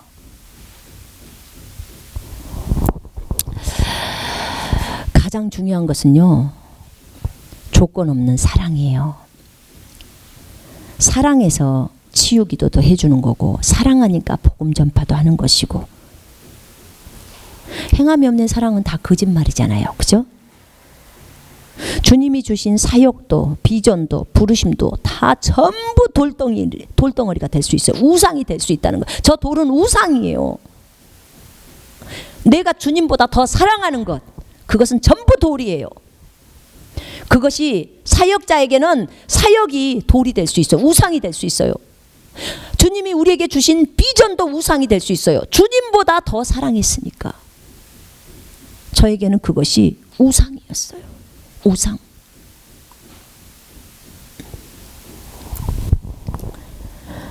여기 보시면 부르심도요, 우상이 될 수 있어요. 제가 이 주님을 섬기면서 오다가 한국에 나와가지고 이제 중국을 못 들어가고 한국에 나왔을 때 주님이 저한테 비전을 내리라고 했어요. 비전은 워낙에 크게 주신 비전인데 그걸 내리라는 거예요. 아니, 나는 세상에 살다가 비전을 내리라고 한 주님의 음성을 처음 들어봤어. 어떤 사역자도 그런 얘기를 한 적이 없어요. 비전을 내리라. 주님이 나에게 주신 비전이잖아. 내가 스스로 세운 비전이 아니에요. 나는 그것을 세울 수도 없어. 주님이 나에게 주신 비전, 부르심인 거죠. 소명. 쉽게 말하면 사역자가 소명 내리면 생명 끝이라고 해요. 그래서 제가 그랬어요. 주님이 비전 내리라고 해서 주님 맞습니까? 저 몇 번을 물어봤어요. 정말 주님 맞아요? 내려라. 제가 그래서 그랬어요. 주님, 저 데려가세요. 저는 이 세상에 살아야 될 이유가 없어요. 저는 소명이 없어요. 주님이 나를 부르신 부르심이 없기 때문에 내가 왜 이 땅에 살아야 합니까? 나는 이 땅에서 복음 전파를 위해서 살아야 하고 주님의 일을 위해서 살아야 하는 목적 외에는 내가 이 땅에 있어야 될 이유가 없습니다. 나는 이미 천국도 받고 나는 주님이 너무 좋고 나 이 땅에서 있어야 될 이유가 없어요. 저 데려가세요. 저 데려가세요. 제가 주님께 이랬어요. 아니, 비전을 줬다 뺏은 분이 어디 있냐고. 비전도 뺐냐고. 나는 이런 말을 들어본 적도 없습니다. 그때 주님이 저에게 말씀하셨어요. 제가 그랬어요. 주님, 그럼 성경으로 제시해 주세요. 진짜 주님 맞다면 성경에 주님이 비전 줬다가 뺏은 사람 있어요? 도로 비전 내리라고 한 사람이 있냐고요. 그랬더니 있다는 거예요. 그 누군데요, 주님? 아브라함이라는 거예요. 창세기 22장을 펼치라는 거예요. 제가 펼쳤어요. 하나님은 아브라함에게 이삭을 통해서 후손을 주시겠다고 약속을 하셨어. 25년 기다려서 이삭을 얻었어요. 이제 이삭을 통해서 하늘의 별처럼 바닷가의 모래처럼 후손을 주시겠다고 약속을 하셨어.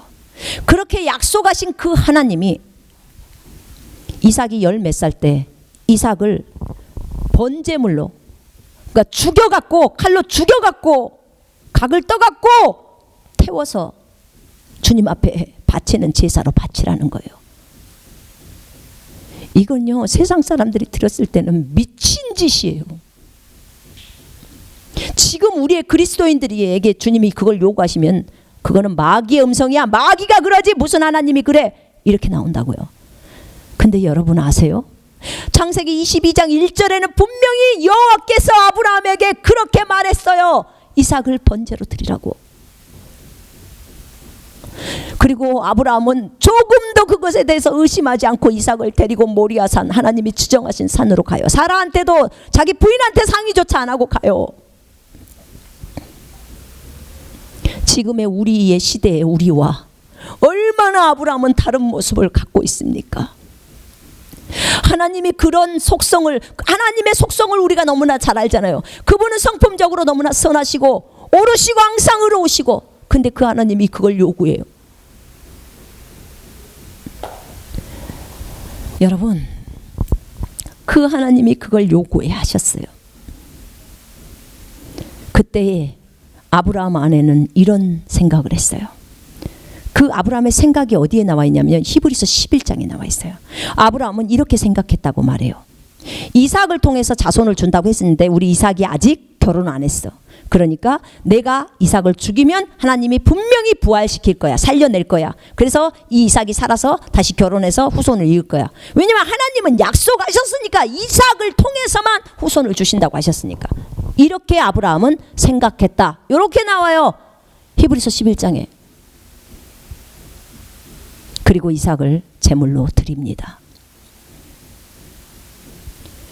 이삭을 제물로 드렸어요. 제물로 드릴 때 아버지, 번제에 드릴, 이 번제를 할 때 나무나 이런 불들은 준비됐는데 어린 양은 어디 있나요? 하나님이 친히 예비하실 것이다.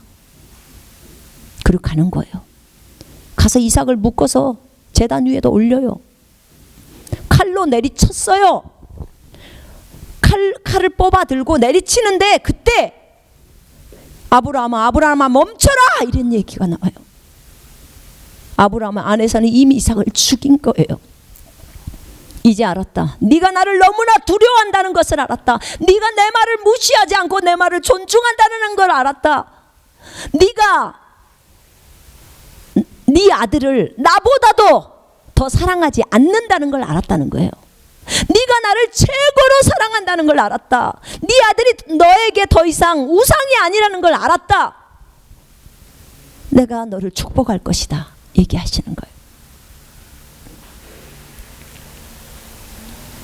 그 과정을 볼 때 주님이 뭐라고 하시냐면, 아브라함에게 있어서 이삭은 비전이었다는 거예요. 하나님이 주신 이상, 비전이라는 거예요. 그 아들을 통해서 대를 이어가서 이스라엘이라는 그 나라를 형성시키려고 하기 때문에, 그것은 하나님이 아브라함에게 준 비전이에요. 내가 너로 민족을 이루고 내가 네 이름을 창대케 하며 너를 축복하는 자를 축복하고 너를 저주하는 자를 저주하게, 네 이름으로 세상 민족들이 다 복을 받는다는, 이걸, 이 비전을 이루려고 이삭을 통해서 진행하시겠다는 거예요. 이삭을 죽이라는 말은 네 비전을 내리라는 말이라는 거예요. 내가 너에게 줬던 그 비전, 그 약속 다 내리라는 거예요. 꺾는 거예요. 근데 아브라함은 진행했다는 거죠. 할 말이 없었어요. 또 말씀하셨어요. 요셉에게 내가 해와 달과 별들이 요셉에게 경배하는 꿈을 줬다는 거예요. 그게 비전이었다는 거예요, 요셉에게. 그런데 요셉은 17살 때 이집트로 팔려가요. 주신 비전은 너무나 좋은데 정반대의 상황이 펼쳐지는 거예요. 가서 종노릇하는 거예요. 노예로 팔려가 버려요. 하나님의 원대한 계획 속에는 그 비전을 이루실 계획만 있는 거예요. 근데 요셉이 볼 때는 비전 완전히 반대의 길이에요. 노예가 돼서 잡혀가서 거기서 노예 생활을 해요. 잘 관리자로서 배움을 배우죠. 그 다음에는 또 어떻게 해요? 누명을 쓰고 감옥에 끌려가요. 새꼬장이로 이렇게 그 쇠고랑을 차면서 거기 있는 죄수들을 섬겨요. 그게 요셉의 삶이었어요.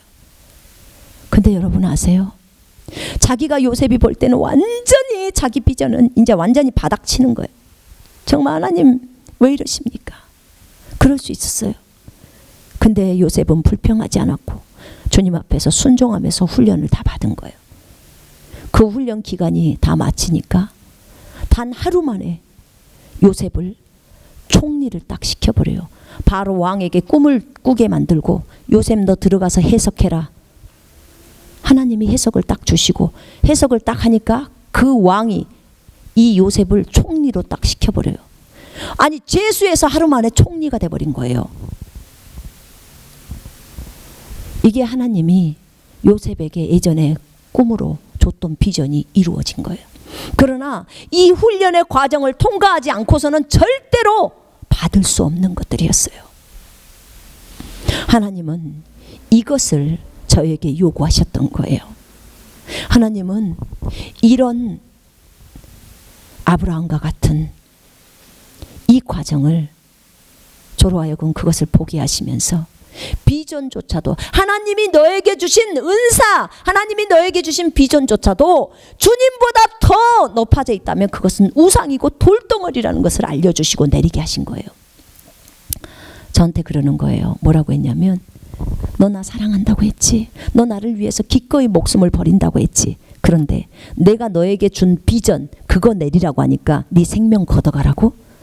그러면 내가 너에게 준 비전이 나 자신 나는 누구냐는 거야. 나 예수보다 더 크다는 말이냐? 제가 그때서 깨달아 알았어요. 주님 잘못했습니다. 나 정말 몰랐어요. 비전이 어느새 돌이 되어 있는 거예요. 우상이 되어 있는 거예요. 주님보다 더 높아져 있는 거예요. 그 비전을 이루려고 막 앞을 향해서 달려가고 있는 거예요.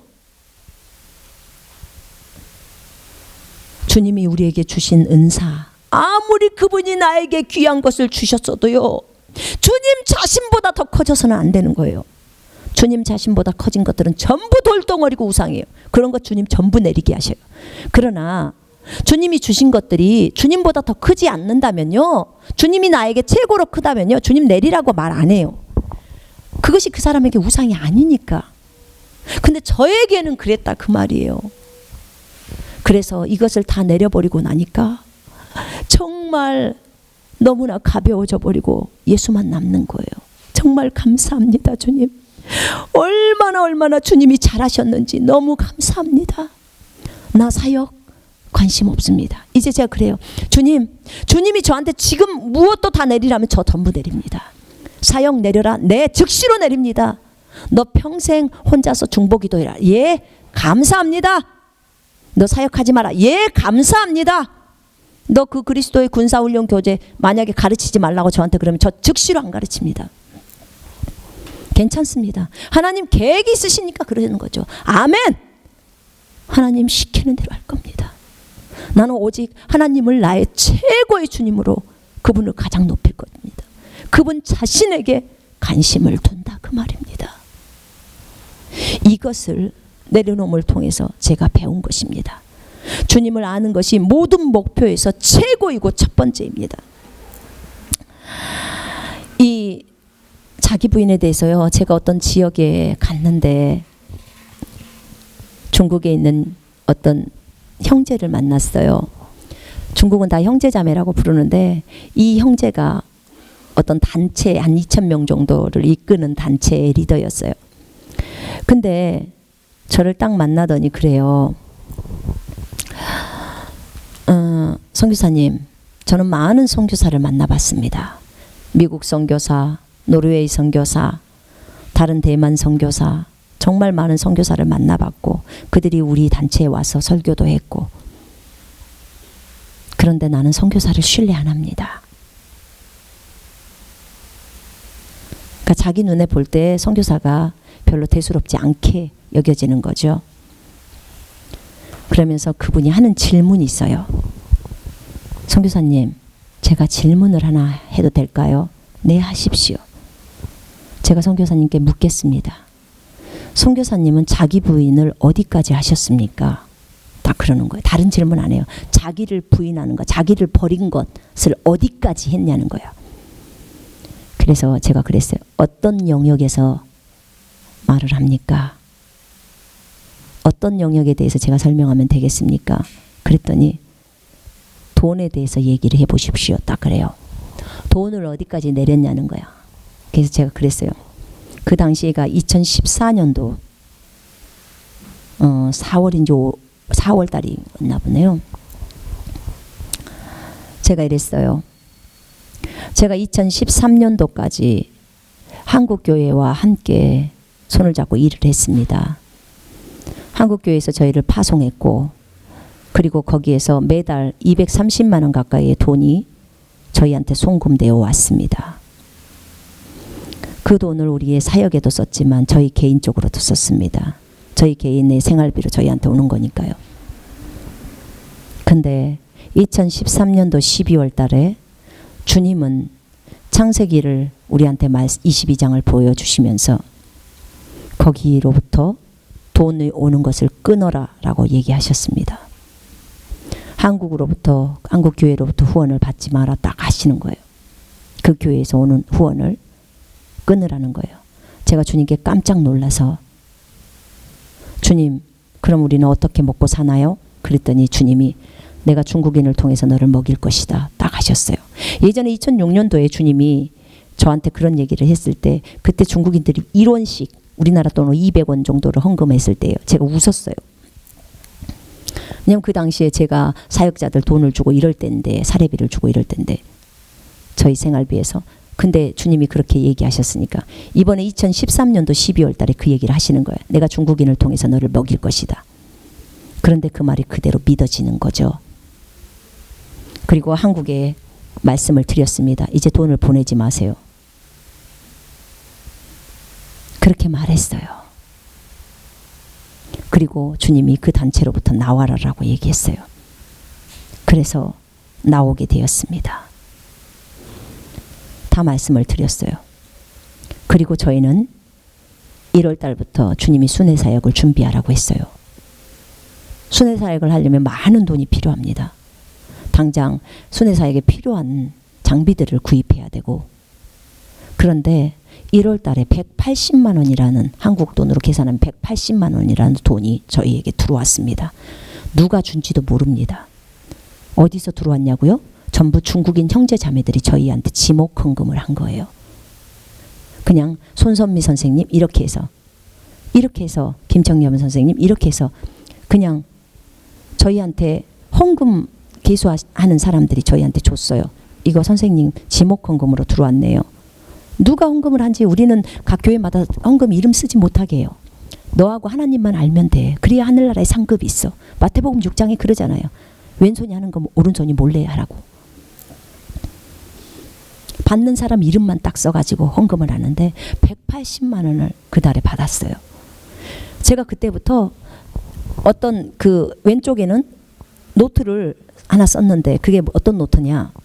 왼쪽에는 하나님이 나에게 공급해 주시는 것. 그리고 오른쪽에는 내가 하나님을 위해서 심은 거. 다른 사람에게 준 거. 하나님께 드린 거. 그걸 썼어요. 써봤더니 세상에 하나님이 나에게 공급하시는 것이 내가 하나님을 위해서 드린 것보다 더 훨씬 많은 거예요.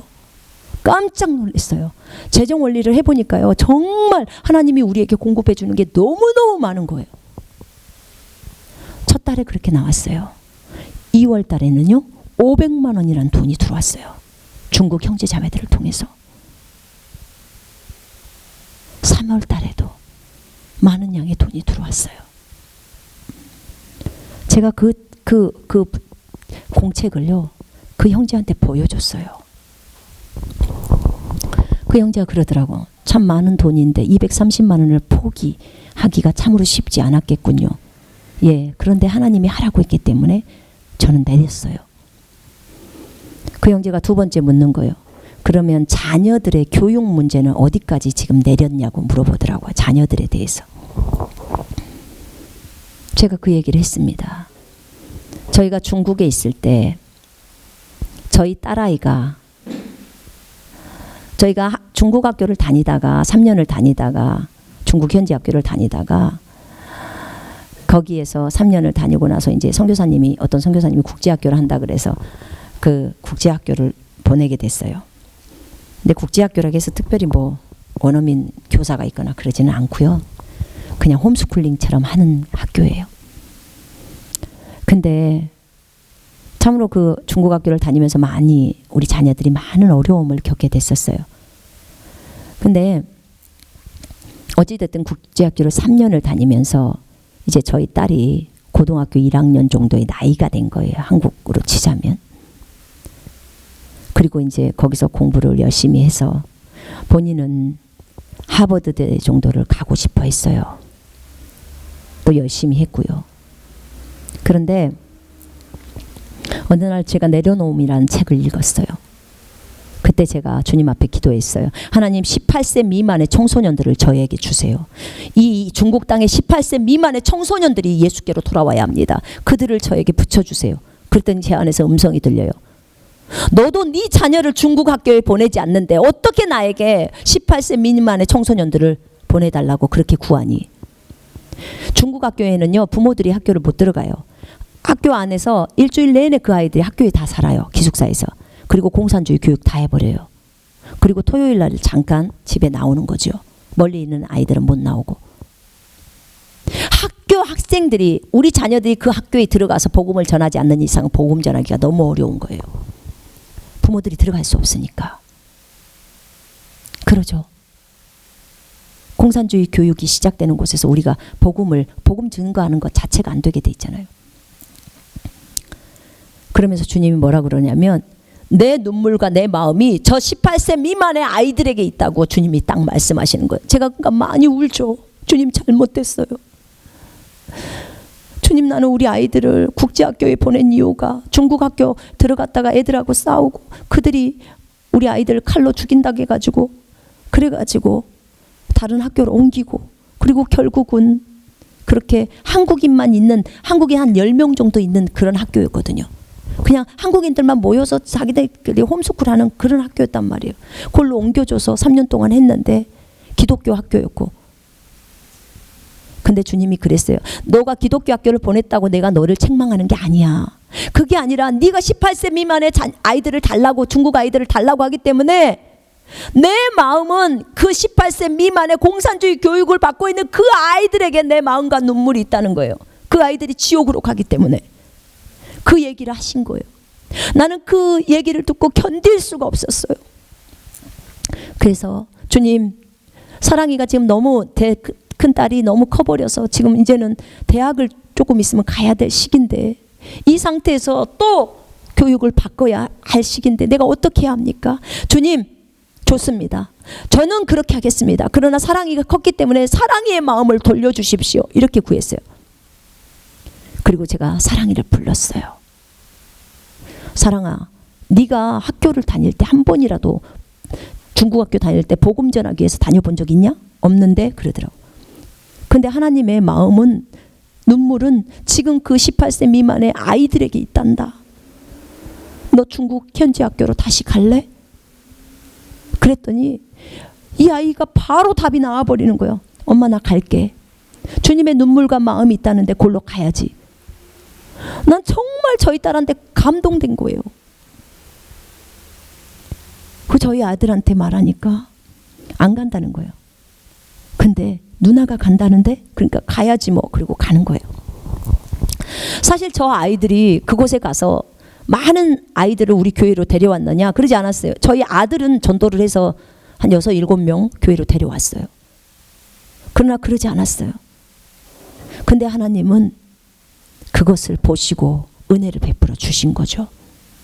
그렇게 아이들을 내린 적이 한 번 있었어요. 아이들의 교육에 대해서. 우리는 사랑이나 진이의 앞날을, 미래를 주님 손에 맡겨버렸어요. 저를 이해하지 못하는 다른 선교사님, 사모님들은 사랑이 엄마 미쳤어? 저한테 이랬어요.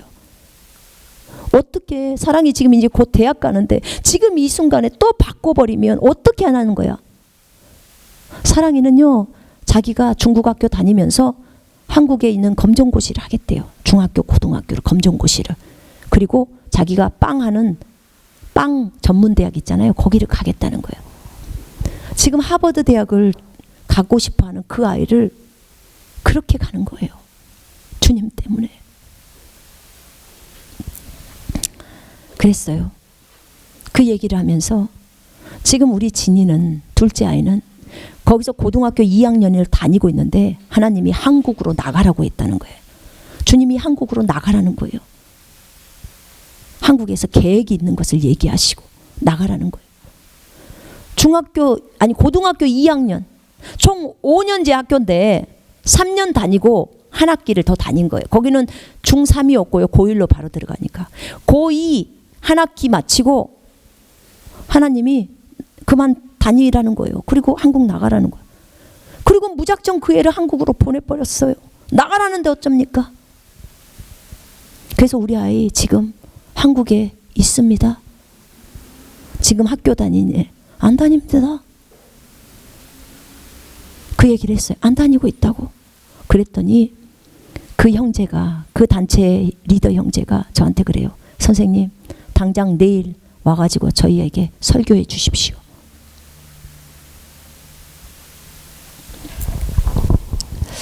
여러분, 그 산전수전을 겪은 그 형제가 왜 저에게 와서 설교를 해달라고 하겠습니까? 삶이 바뀌지 않는다면 그렇게 말할 수가 없어요. 우리가 우리를 버리지 않고서는 여러분에게 어떻게 설교를 합니까? 어떻게 여러분을 가르칠 수 있겠습니까? 그것은 불가능합니다.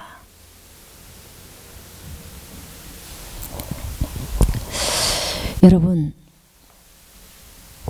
우리에게 주님은 첫 번째가 되셔야 합니다. 자녀이고 부모고 친척이고 친구고 어떤 소유고 이 세상에서 인정받는 것, 그리스도 안에서 인정받는 것, 게임, 인터넷, 텔레비전, 핸드폰, 화장품, 가방, 인기, 사역, 비전, 교단, 교회 부흥, 신학교, 교파, 안수, 세상, 은사, 내 생각, 내 자존심, 내 자아, 자기사랑, 내 감정, 산 차원의 생각들, 권력, 명예, 성공, 직장, 욕심, 먹는 거, 입는 거, 남편, 아내, 자녀, 부모, 친척, 친구, 소유, 이 모든 것들이 돌이 될 수 있습니다. 이 모든 것들이 우상이 될 수 있다, 이 말입니다. 하나님이 우리에게 요구하시는 것은 이 모든 것들을 버리라는 겁니다. 그래야 오직 주님이 내 안에 가득 찬다는 것입니다. 우리는 날마다 나를 버리면서 갈 때 진정으로 내 안에 하나님이 가득 채워진 것을 보게 됩니다. 오늘 강의는 여기서 마치겠습니다.